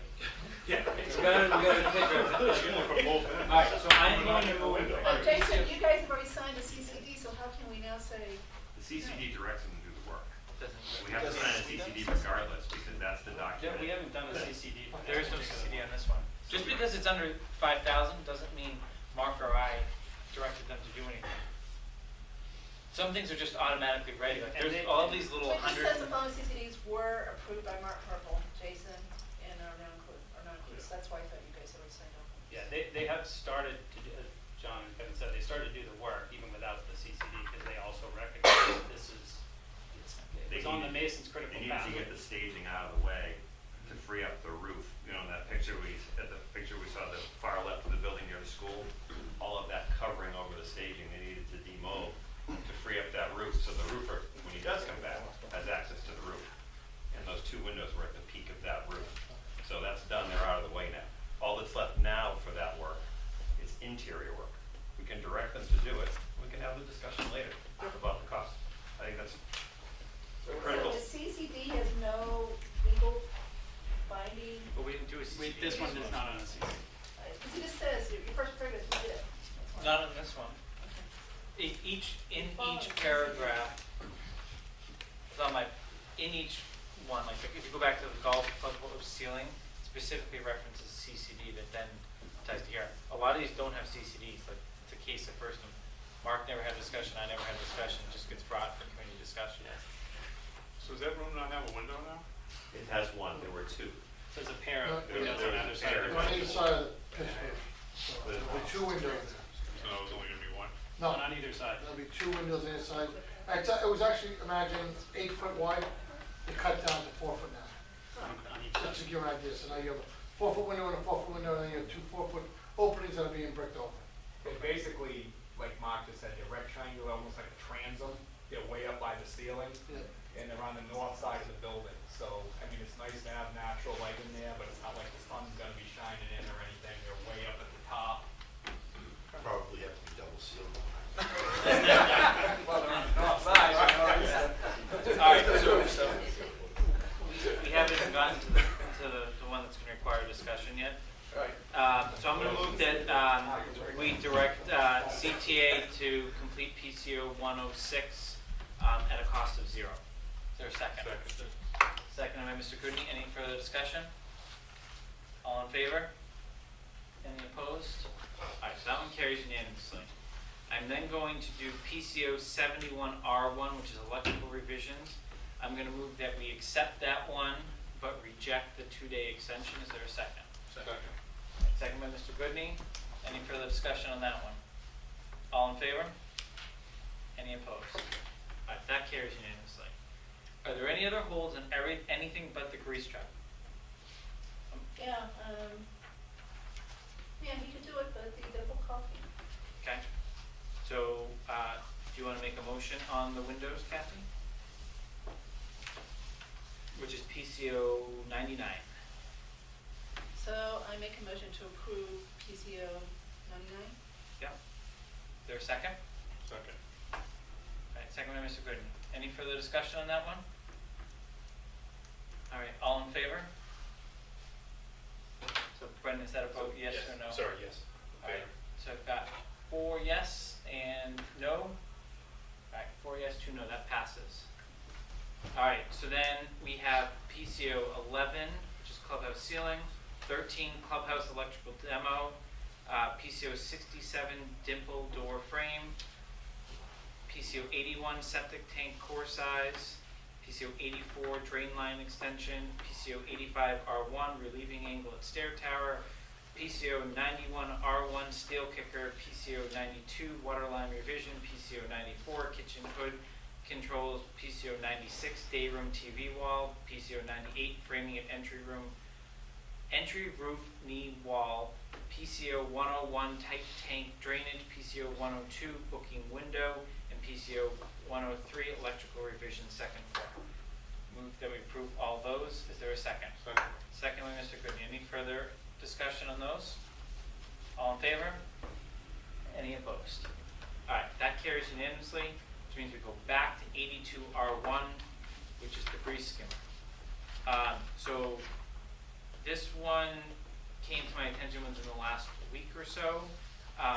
But as I started to learn about it, I learned that it had quite the history. So I had Kevin draft an email of the history lesson for all of you. And then I also asked the building inspector and plumbing inspector to provide the guidance that they were working under. And I asked Jeff to provide the guidance that he had been working under in terms of coming up with drawings. I think the core of all this is a fundamental question of whether the kitchen in the fire department is a commercial grade kitchen or a residential kitchen, and whether it's a commercial building or a residential building. But I will let Jeff explain his position. I was just gonna chime in and say that in addition to Ellen and I, Chris Garcia is a principal at Garcia Galiska de Souza. He's a plumbing principal in the firm. So I knew you guys want to talk about this. Chris was gracious to volunteer his evening tonight and to hear about everything else in addition to this We item. would have moved this forward if you would. But, They have to listen to the windows. so any other questions specifically about this, I'm gonna direct to Chris, but your explanation was pretty much right on the point. I mean, it really boils down to what do we consider the kitchen and the use of that kitchen in the code, and how is it treated for various different types of appliances and plumbing fixtures. So I'll let Chris sort of just tell you how the plumbing code applies to this and how we initially did it. I mean, we didn't have, it was skimmer in the project when it was designed and bid, and all of this discussion came up subsequent. So, Chris. I don't know exactly what is in the packet on the explanation, but essentially I think it comes down to code interpretation. Plumbing inspectors already have jurisdiction, but the plumbing code says, when it talks about grease interceptors, it talks about commercial kitchens and those, types of uses that would require grease interceptors. There's also another code section in there that talks about residential buildings that also have commercial cooking accommodations. So again, I guess it's just really how you want to interpret what is commercial. As Jeff said, we did not have a grease interceptor in the design, so it was bid without a grease interceptor. We didn't think of this as a commercial building, commercial cooking application. Those would be schools, obviously restaurants, those type of uses that we would think would be commercial kitchen that we would normally design grease interceptors for. We do not typically provide grease interceptors at fire stations. We have done projects that do have grease interceptors in the fire station projects, but I mean, the majority of them do not. But this essentially came down to the code interpretation. So we discussed it with the plumbing inspector, and he thought that the use of the kitchen warranted the grease interceptor. We had a couple of iterations on the design, which I think took some time to get pricing. We had 2 different prices come through, and I think that's where we are today. So when you say interceptor, can you differentiate, is that the trap or is that the skimmer? That would be that's the skimmer. I use the term grease interceptor. People use the term grease trap. I guess you could use the same term for both. Initially, what we designed or put in the initial sketch that went out was what we call a passive grease interceptor. Water just flows in and flows out, and the grease is intercepted in this passive trap. We had designed that to sit in the storage room on the first floor. That was going to hang on a wall. That was the passive trap, passive interceptor. Then I think there were some further discussions, and we went to what is being called a grease skimmer, which can also be called a grease recovery unit, because there's a electrical component to plug in the trap, but there's a wheel that skims the grease. So I think that was brought to the forefront by the inspector, because he thought that would be a better application, be easier to maintain, or it would be a structure, a piece of equipment that would be maintained, because you actually do have to maintain those daily. They skim the grease off, and you have to pick up the grease out of the unit and dispose of that. So there was 2 iterations to the sketches and 2 pricing exercises. I'll start at the end of the table and just work my way back. So the section of the code that's in our packet and the definitions that accompany that section do not define commercial, do not define residential. I assume somewhere else in the Code of Massachusetts regulations, those terms are defined.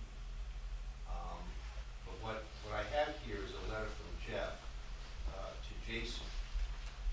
And I just want to point out one second. Director Pazitsky further stated that while not required, a grease interceptor may be beneficial to the long-term performance of the septic system. So I take that as an interpretation that the code does not require this additional item. Does anyone disagree? Well, that's Board of Health. Board of Health. Right. We're So talking about there's multiple codes enforced here. You don't have to have Board of Health, but you do for the plumbing. Okay, so Board of Health has said, doesn't think so, but the plumbing inspector says he thinks so. Yes. So they disagree.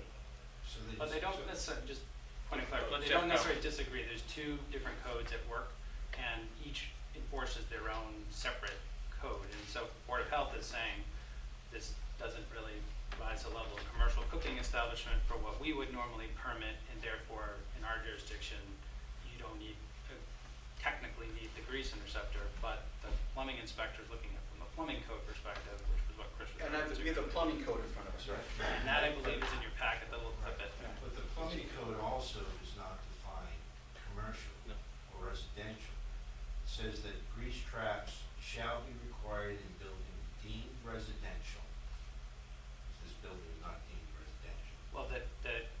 piece is that the building inspector has deemed the fire department living areas as residential use. So that's. Including the kitchen? Including the kitchen. All right, and so the section right before that says grease traps are not required for residential building structures, dwellings, or dwelling units. So Read the rest of the piece that you started reading. for grease traps in it shall be required. Buildings deemed residential. That incorporate commercial cooking accommodations. What commercial cooking accommodations are in this building? I think that goes to the point, the heart of what Chris was just saying, and that's where the code interpretation gets, what do you consider that? I think we would consider that to be, as we talked about with the fire department during the design phase, what do you intend to use the kitchen for? What purpose is it going to serve? If it's going to serve as a place for firefighters to make meals for themselves and the other folks on shift, that to me seems like a residential Right. type of use or accommodation. If they're going to set up and do big giant potluck dinners for the neighborhood and big open house day and everybody, in the kitchen cooks a big meal for something and it's being used on a fairly repetitive basis to serve the public, that seems to me to be a commercial operation. So those are the two ways I look at it, but the plumbing inspector may have a completely different take on that. What about if it's used as a shelter? Then they're cooking for whatever, many people. And to me, it also Is that gets into the speaking frequency commercially? as well. If this is for an emergency event that is fairly rare, is that going to change the use of this particular space? Yeah, I would suggest that's a red herring. The question is gonna be, how many people do you cook for on a regular basis, and what would the expectation be for the generation of grease, so that you have to have a grease trap? How many people are on a shift that they get cooked for? 5. That's a family. And do they actually cook, or do they bring their food and put it in the microwave? They cook? These guys cook pretty good, then, yeah. Well, we're glossing over the most important part of what you said, or Jeff said. I actually have a client who has a restaurant, and I had to deal with a grease trap last year. I learned all about grease traps and what they do, septic systems. It doesn't matter what you do if you don't clean it really regularly. So that's what was going on with this restaurant. They didn't clean it right. And so who's going to clean this grease trap? Right, and I guess. Hey, let them answer that question first, then go. All right. Is it, So chief, Yeah, I'm assuming the firefighters are gonna clean it. you don't have one now, I assume? No. Okay. And you've been fine, nobody's complained, nothing's gone wrong? go ahead, David. I guess, there's my argument for why it's not. But the other question is, does it matter? I mean, is the plumbing guy the guy? Is this his decision and we're stuck with it? Technically, plumbing inspector is the authority having jurisdiction. And then I come back to another question, which is, did the plumbing inspector have an opportunity to see all these plans and comment on them prior to us getting here 2 months before opening the building? Of course, yes, they would have to have signed off. The caveat with that is always that they always reserve their rights to, because things can change during construction and what. This didn't change. But the regulations is the Board of Health official is the one who makes this decision, not the plumbing inspector. If you look at maintenance subsection 2. Right, that talks about the maintenance, not necessarily installation. 2 lawyers talking about it. You're all nice. But it seems to me clear. Hear the whole code to read. I would suggest that, all right, there's obviously grease traps and interceptors shall be required in building teams residential that incorporate commercial cooking accommodations. This is not a commercial cooking accommodation. This is a stove that's meant to serve 5 people on a shift. I don't understand how we can come to that conclusion. So you disagree with his conclusion? I do. As an attorney? I don't know how they ever got here. So, this one threw me over the edge when I first crossed. So I spent some time with the building inspector just to try to understand. Got Jeff's note, Yep. then basically all they came back was with the snippet John has read to us a few times. I think there's a few things that I walked away with, none of which I'm happy about, but just I think everyone needs to understand. I think their interpretation goes beyond just the commercial cook. There's commercial cooking appliances, right? We just talked about the hood half an hour ago, right? I I agree, I've got a commercial cooking Compliance. in my house. Right, so, but, No. but the problem is it says incorporate commercial cooking accommodations. So that's not helpful. But in addition, they're deeming, I've heard the words residential and commercial used in the same sentence about what this building is. Is residential for the firefighters, because there's a dormitory aspect of it, but the rest of it they're deeming commercial, right? But we're talking about a kitchen in the residential section of an overall, what they're calling commercial building. So there was a lot of gray area. I have gone every which way on this one of how do we deal with it. My issue also is how long this took to come before this committee. And when this started before Thanksgiving, and we're now approaching middle of April and Patriots Day, that's a long time for this to be festering out there. And I honestly don't know where I'm going on this one, in terms of how I'm gonna vote, still, but when I look at what the plumbing inspector is, he originally proposed grease trap, right? And he backed down to a skimmer. But now, because this thing sat out there for 4 months, the cost of the skimmer is the same thing as the grease trap. So if this has been brought to us 3-4 months ago, we would have been talking about half the price.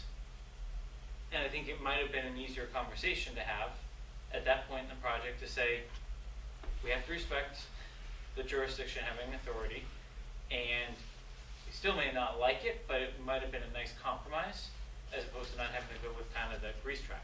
Now we're in a situation where the wall is fully enclosed, and they're gonna have to undo the wall to actually do this.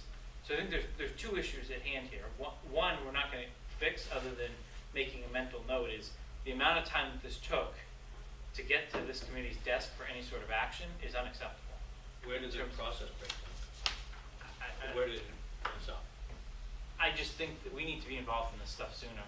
Like if there's diagrams going back and forth, like if I could have had the conversation, granted it was a different building inspector, but if this committee could have called the building inspector or the plumbing inspector in here 4 months ago and not been acting under duress, this goes back to the station alerting system, this goes back to the booking window. We are continually being asked to act under duress and not really being given a choice. We do have a choice whether we vote yes or no, but if we vote no tonight, the plumbing inspector can still say you have to do it. So Has anyone, who's met with the plumbing inspector? We did. Who's We we? actually called them You into did. a meeting with us Yeah. to go over this. But you just listened, you didn't push back, you just listened to what he had to say? No, we listened exactly to what he had to say. Yeah, and he had also been in conversation with Chris and his office prior to that point as well, and hearing the design team's rationale as to why we didn't feel one would be needed. He had heard that, Yeah. and he still felt like there's one He required. was okay with eliminating the grease trap. It then became a discussion between himself and a firefighter that explained to him that they have other functions going on, which then led into, well, if that's what's gonna happen, and now this is an EOC, they're gonna cook down use a grease trap. the building is not a shelter. If We there's- understand that, but at that time, that conversation happened in the back room, and when he came back out with the trailer, his answer was, I recommend you guys put in a grease skimmer instead. The purpose, the So- intent of the regulation is for commercial, which indicates increased use of the appliance. And if there's 99% of the time it's cooking for 5 people, and there may be that one occasion every 3rd, 4th year where you have an EOC occasion. I don't think it automatically triggers it or transforms it into a commercial cooking accommodation. It's still a residential operation, residential activity. So, What did the fireman who he went in the back room with say to him to make him come out and say, you need it? He brought up the other situation of the EOC being operational. So we're working against ourselves here. Yeah. That's pretty much what's happening here. Sounds like he is. We got firefighter saying one thing, plumbing inspector taking that, not actually coming back to you all who are on the site every day, making arbitrary decisions without a robust discussion, not to mention he's a town employee. Right. So we, So- we actually thought it had gone away, but then the skimmer came up. And now the skimmer costs as much as what it costs for And now the the skimmer's costing as much as the grease trap one It's costs. primarily the vent piping you gotta run from the skimmer through the wall up to the roof, and the wall that's now closed. Okay. That's, Okay, that's that's in a big- addition to? No, that's part of the money, but that's the big So part have of they the started cost to now. take that wall apart yet, in anticipation of this, or they're No. kind of waiting for next? I know they had sent to CCD asking, but they haven't done it, that was Friday, so. They know the meeting was tonight, and they're meeting tomorrow morning. So, I think we all have some pretty strong views on this, but I think we all need to know, if we say yes, we know what's gonna happen, right? And no one wants to pay that cost, I think we can all say that. But if we say no, what would be the process from here? What would you do tomorrow morning when you go to the job meeting with CTA? Quite honestly, we explained to them that it's not required. I think the issue is less with CTA and what's gonna be told to the Plumbing plumbing inspector. inspector. CTA is fine if you tell them they're not doing this. Sorry, I Right. should rephrase that. So Yeah. Lori, who's the building commissioner, will likely be there tomorrow, right? And she works with the plumbing inspector, right? So what would the discussion, and who would you advocate have that discussion if we reject it? Who would make the discussion for us? Who'd be best to have a discussion? Yeah, with? I'm not- Purple. Who'd be the one the best to talk to Lori? Well, he, Right. Mark, Do you like how that buck came this way? I, I mean, we can have the entire discussion we had in the trailer with the plumbing inspector all over again, and Chris can be part of it, and we can, I just, Don't think it's gonna I'm change not quite anything. sure how we're gonna, Here's all. so how many Some other fire different stations has decision. Vertex built in the last, let's call it 5 years, roughly? Oh, how many fire Fire stations? stations. With this? Oh. No, so how many Well, fire stations How many have you built? fire stations Oh. have you built? About 12. Okay, how many have this?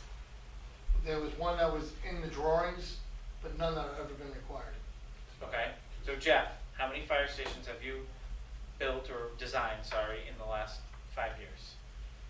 Roughly. let's say I have to, Any of them have a grease skimmer in them? yeah, Chris has been our engineer for. And why did those ones have them? Do you remember reasons, Chris? I know in one, at least in one One of case, them, they uh, asked they for it requested. specifically.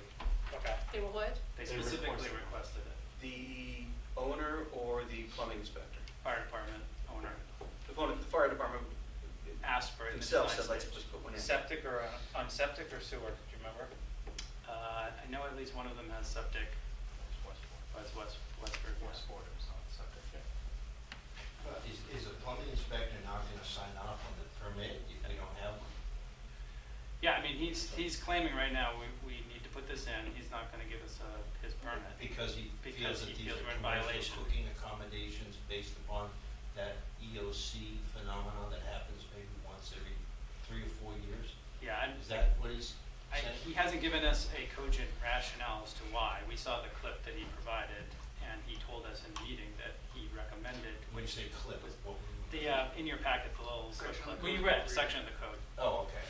But we haven't gotten a letter essentially explaining and laying out his argument. He just has told us this is what the requirement. Maybe some of the things, the points that we've made, or we've raised tonight, I can guarantee you, need to be had with the plumbing inspector. I can give you, the one thing I will guarantee you is based on, I don't know how many conversations we all had on this last week. There's been none of these points are new. They've made the points, Mark's made the points, Lori's acted, I'll call it as an intermediary because she's not the plumbing inspector, she's the building What does she inspector. think? Do we know She what agrees she with the thinks? plumbing inspector. She does. Yes. So, there's a couple ways we can go. We can vote yes. We can vote yes upon certain conditions, i.e. requiring X number of additional conversations. My recommendation, if we went that middle ground there, where we did a conditional yes, we involved board of selectmen, whether it be a chair, and, representative of this committee, and our consultants to just hash through this and make sure it really is, everyone is talking the same thing and talking the same talk, and we're not buying something we don't really need.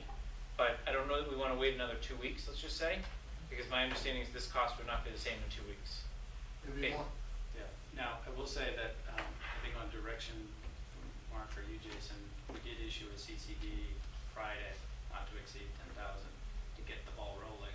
Granted, it's Monday, so not much has probably happened with it, so you have the option to tear it up at this point. Well, that was my point And to, rescind it. are they waiting, like, that's what I'm saying is. Yeah, but I if just we want, say if no- you're voting on things, I just want that, and put that in the mix, because if you did decide to wait, I don't want the momentum of the CCD to push things along, and now you No, we would don't have halt the ability to everything. undo it. at We would that have to point. halt everything Yeah. if the committee voted no. So, and then a simple no vote would, we'd probably have to appeal it to potentially, I think, the plumbing board, is that the right? And I don't know that. Yeah, so I was just gonna say, I know you guys are in a tough position with this, with the circumstances, but it's kind of tough politically sitting as a board going against a official who's doing inspections and going against them. So your option would be, if you vote no and he doesn't sign off on it, you can appeal it to the plumbing board. I don't know how many months it takes for a hearing. If it goes by the inspector and they approve his decision, how much is that gonna cost to go back and put this device in? Right. So just There's certainly gonna be. throw another thing in there to consider on where we're at. Finishes, all the finishes will be in. You might get an occupancy permit unless everything's signed off. Right. All right, anyone wanna roll the ball on a motion on this one? Nice and legacy, yeah. Actually, what I wanna do is table this. So David, just so you understand, if we wait another 2 weeks, we're gonna have a different number in front of us in 2 weeks. I understand that, but I'm not sure. I think we need to give a general direction tonight. You can do a flat out no, that's fine. But I think, I'm not opposed to having one final discussion, but I'm not gonna sit here in 2 weeks and look at a $25,000 change order. I'm making that up, but I've been told, just look at the pictures of what they're doing on it. It's 2 days right now, it could be 3 days in 2 weeks, could be 4 days, because it's more to unbutton, Yeah. put the work in, and more to put back. So our plumbing inspector says we have to have it. Our building inspector backs him up. And we're stuck in a rock and a So hard Mark, place. do you think there's any room that they are gonna change their minds, at least the plumbing inspector? Sounds like Roy would go along with what. Hold on, let her- I don't see any room with this, as I said, we've had this discussion All right, then it's done. quite a bit. Back to Jason's point that, you know, that some of these issues, and this is one of them, when it came before you tonight, it's not a whole lot of wiggle room. So Chief Morrow, you're probably gonna be very glad you're retired when your replacement has to explain to the firemen how to clean grease trap every day. It would be part of every new fireman's initiation and instruction on how to get along in the firehouse. Go ahead, John. If you're gonna move, I would say recommend T and M not to exceed, because the last time we did T and M with them, it did pretty well. So that means Bill monitors I them. mean, Bill monitors it, they just let Bill know when they're doing the work. We keep slips, a little more work on our end, but if you can shave money out, then we shave money out of it.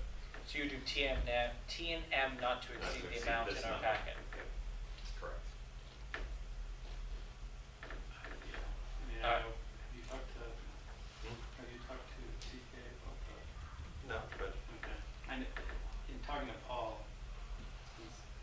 he doesn't like the not to exceed caps being the, I know this has just come up in many different discussions, so you're free to do whatever you want. I just want to throw it out there. I think that So they sometimes get frustrated with What it. about a middle ground?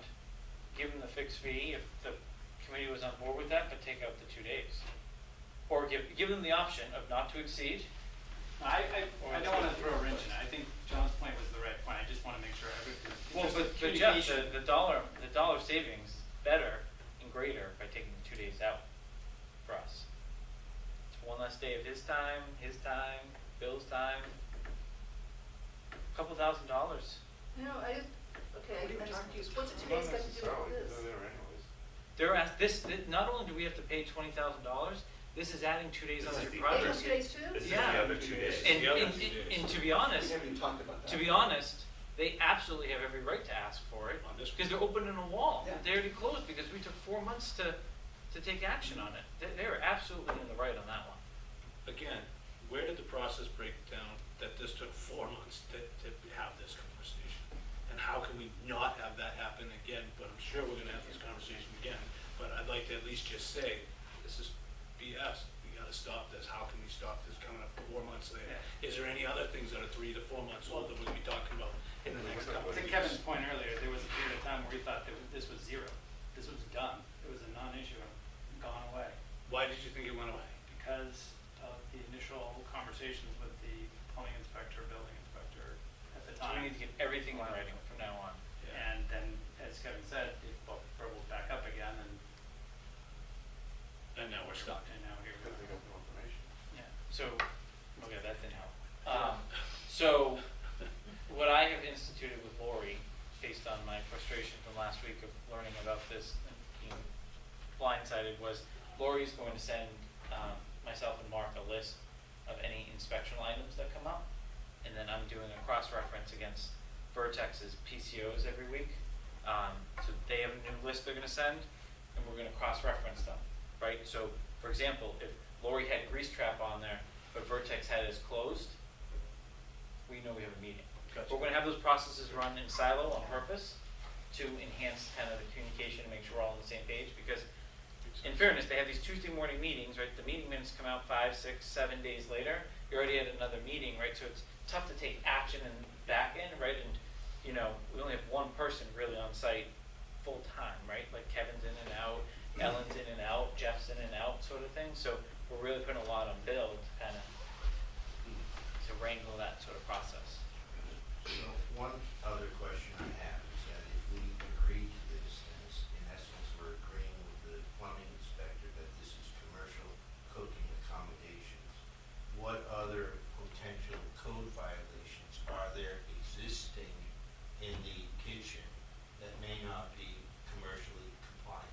Look, again, back to the two codes in tandem here, the Board of Health has said, or the health director has said that he doesn't see it that way. He thinks it doesn't have to meet the commercial, so we don't have to do things like putting in a hand washing sink.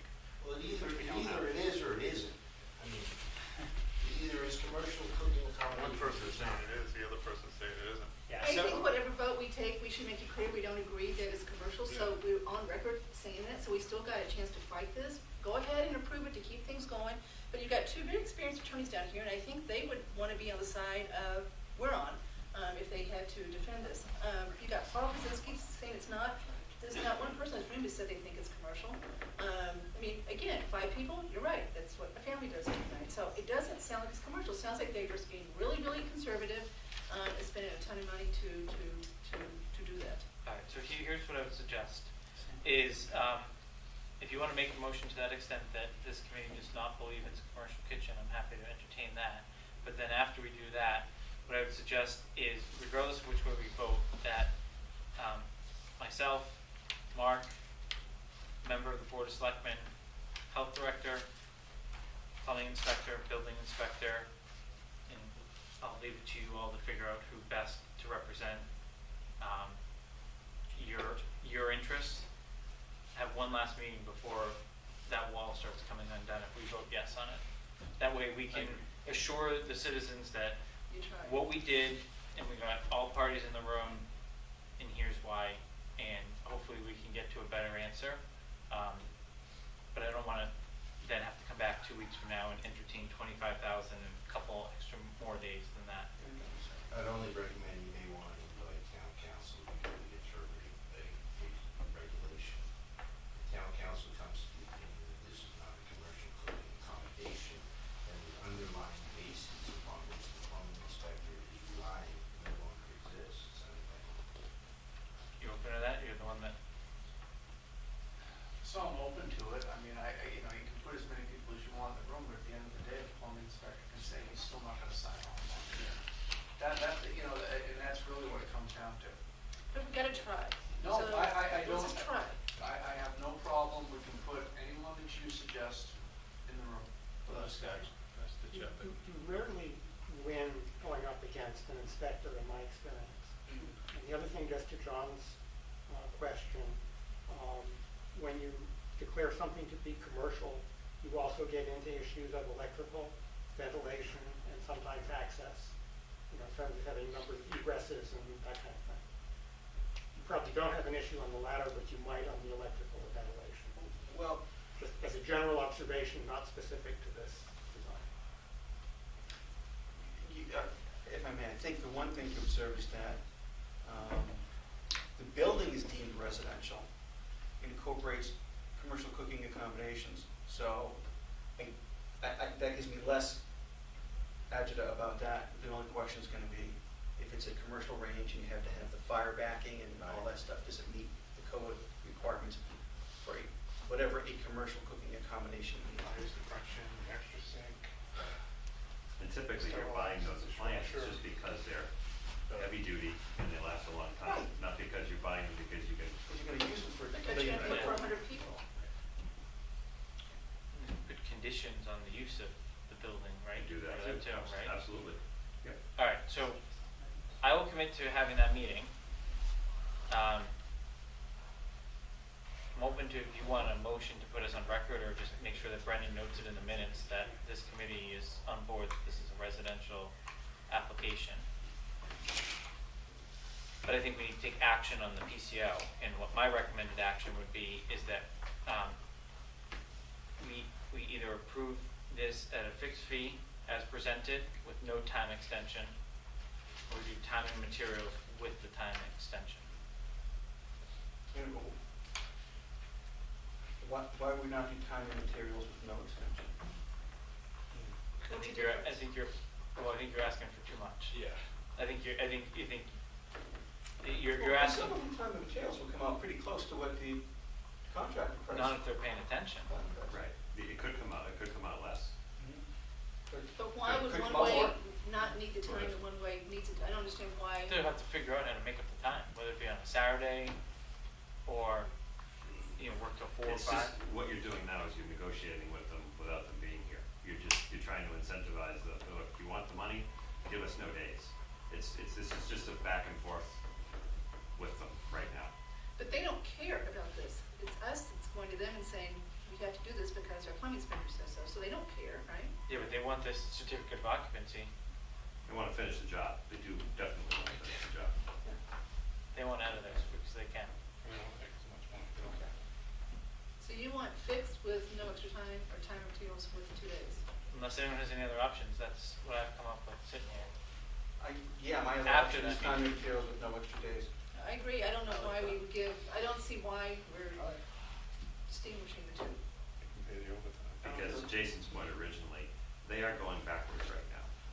They're going backwards. They're taking the This is hard work this we've is- already We paid them didn't pay for for this, so this is the to go ahead and do this. This is not their issue. So the time thing, you can ask them for no time. And understand too, the whole thing with the time is we're protecting ourselves against a claim for extended general conditions later. Because it's not costing you any extra rent for the guys to stay here a little bit longer. It's inconvenient, don't get me wrong, but it pushes things off, it ruins moving dates, as Jason said, end of the week versus the beginning. Those things change. I get that. I don't understand why the way we're asking it to be priced has anything to do with the time. Why are we distinguishing time and materials, fixed fee, and the Because 2 fixed fees days? are gonna get the same amount regardless of how quickly they do it. There's probably an upcharge in the number we were given. Probably a little If you do fat. time and materials, So you think not they'll to give up 2 exceed. days to get a little bit of extra money? They might. Yeah. Would you rather have a fixed fee contract or a time and materials not to exceed? Depends on who I'm talking to. Well, you're never gonna, not to exceed is the key.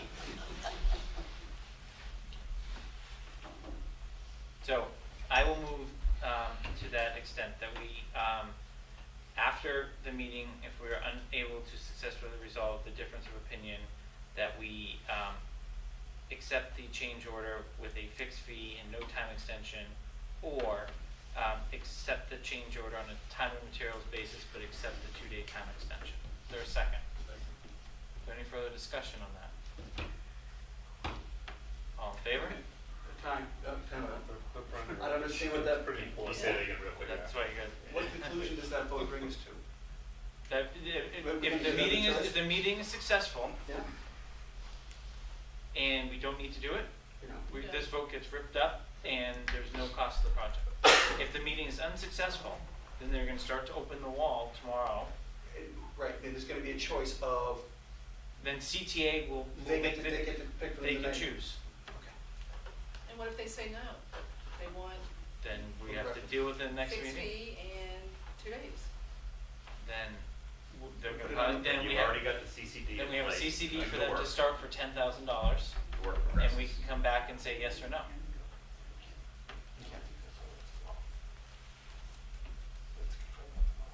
All right. Any further discussion? Sorry about that. No, that's fine. All in favor? Any opposed? All right. I got 410, Brendan. All right. 411. No, 411, sorry. There's 7 Yes. people here. Yeah, Yes, you're right. So 511.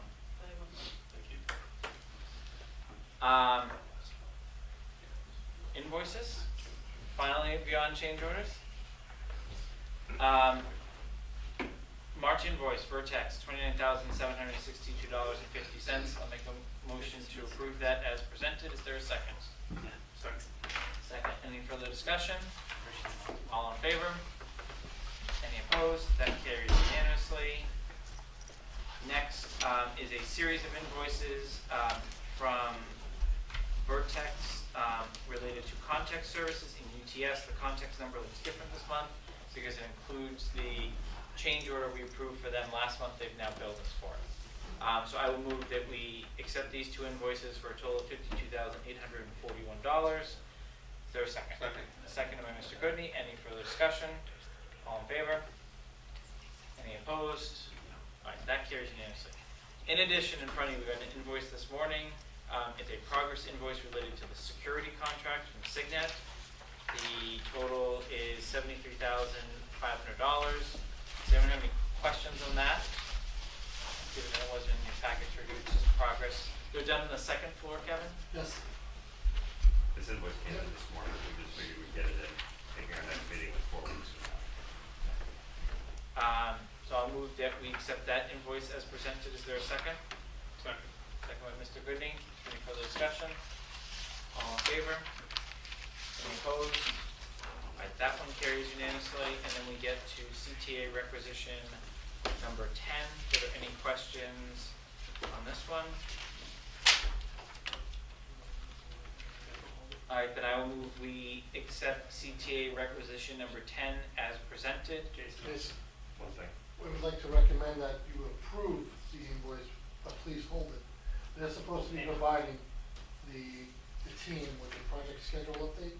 That was agreed to last meeting. They have not done that. So we all agreed to the amount of money, but we'd like you to hold that payment to be released to CTA until we get that schedule. Do you expect to get it tomorrow? It was supposed to come Friday, never came. It was supposed to come today, never came. I'm not holding my breath. Okay. All right, so I will move that we accept requisition 10 and only release the check upon Vertex's confirmation that they've received a updated project schedule. Is there a second? Second by Mr. Goodney. Any further discussion? All in favor? Any opposed? So that carries unanimously. Small item, but I started noticing on John's list, like Town of Southborough, $50, so the electrical, obviously the plumbing inspector spent a little time on site. And there are inspectional fees that they have to, because they're paid by inspection and not on the town payroll, that we have to pay. So instead of them then printing a copy of the journal entry and sending it to us, what I thought we would do is approve town permitting fees, and then when we see it come through in the invoice listing, if you really have a question of why we paid $150, it's all within our books. Like if we don't approve it and think it wasn't a good inspection or whatever, it's all within our control. So I thought that we Inspectional fees, not permit fees, because we don't pay permit sorry, fees. inspectional fees, yes. So it's just electrical and plumbing is my understanding. So far, good. So I'll move that we just conditionally accept town inspectional fees. Is there a second? Second. Second by Mr. Goodney. Any further discussion? All in favor? Any opposed? All right, so that carries unanimously. To close out kind of the change order, other processes, just for the benefit of the committee, is there anything else coming other than the references to glass and glazing that you want everyone to kind of just hold their breath for now, for next month? Because I don't think anyone, after last month, which was a very small list of change orders, I think this one caught a lot of people off guard. So just now is your time, if you're aware of something that you think we're gonna be addressing in 2 weeks, to speak up. The elevator vent, they'll see that probably soon. The replacement vent for the elevator exhaust. Took a long time to negotiate how to route the internal workings from the elevator to the backside of the roof pitch, so you don't see this vent from the street. You own the vent, but because of a lot of other factors that we can get into later, we had to get a new one, and that will be a cost that's coming up. What's the approximate cost? Roughly, what did you say, Ellen? 10,000. Hasn't been finalized yet. 2 different pieces to it. I think that's the only one that I know of that's 10,000 or above. Are we expected to address glazing at our meeting in 2 weeks? That sound right? Depends if they can get we're still negotiating, so it depends if they can get we can come to some sort of resolution that's acceptable to everybody. But obviously our goal is to try to get it resolved as fast as possible. Okay, so that's 2 coming, right? With the fire sprinklers, my understanding is that there's a lot of ongoing discussions on the diagrams there. Yep. If there is a change, who owns that? So the way I wish Chris was still here, but the way that the plumbing drawings were released at the time of bid, we own what's on those drawings at that time. If the amount of coverage is increased, more heads, and especially in the apparatus room, that would be an additional cost that the town would have to pay for. And is that expected? It is debatable at this point. I mean, there's various components. The state, who is reviewing the permit drawings for the sprinkler system, the sprinkler subcontractor, the fire department, Southborough Fire Department has jurisdiction, and obviously our engineer, design engineer of record, would have opinion as well. And that's been going around in a 4-way conversation over the last, I'd say, 4 days after the state returned their review comments. So that's still be determined. But it is possible at this point. I mean, there's some parties that want a higher level of coverage in the fire department. So if that comes to fruition, how much money are we talking for that? Don't have a dollar number. Guesstimate. Again, I hesitate to ask this question, but I have to assume that there's some code or some standard that says you need X number of heads in this particular area, so why is there discussion about this one? Correct. It was brought to, typically we would design it for a certain amount of hazard for the use of the space, for the code required system and the code required occupancy of that area. The way this sort of came about is apparently another fire station which this sprinkler contractor was working on in combination with the state reviewing it. They determined in that station that the apparatus room was a higher hazard than what the engineer assumed. And so they brought that question up in the RFI process during construction to ask the question, shouldn't this apparatus room be designed to a higher level of risk? And the response was, what we understand the code to be, this is what is required. But then we got to a bigger conversation. And since that time, because it's essentially what's called delegated design, even though our engineer provides a general layout, the sprinkler contractor actually stamps and gets his drawings permitted, because he actually does the final layout and design of the system. And so those drawings, Southborough asked that those drawings be sent to the state for their review. And we're in the process of getting their comments back to help define and answer that question as to whether the state felt that this particular location is a judgment call as to what level of risk. And what stage is that construction in? So they haven't started any sprinkler work, as far as I know, in that space, correct? Right. They're gonna do the apparatus slab this week, and once that slab is in and cured, then they were gonna start getting up there and getting into ductwork, sprinkler, plumbing, HVAC, and a bunch of other stuff.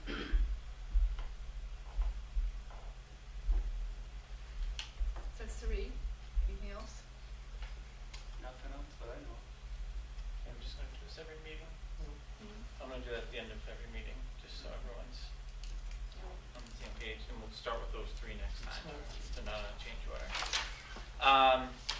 Any questions on the project budget in front of you? Meeting schedule, we're gonna meet on the 23rd. I will confirm whether it's here or the townhouse. 23rd or Tuesday's 22nd. the 22nd?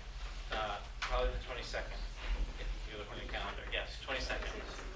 Yeah. So Chief will fit one more meeting in for you.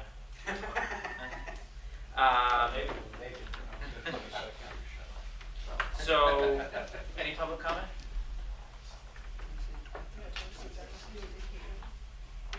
Oh, yeah, that was it. It's done? Yeah, Kevin came, yeah. We didn't approve, we just generally approved the concept and then give us the cost. Any other business?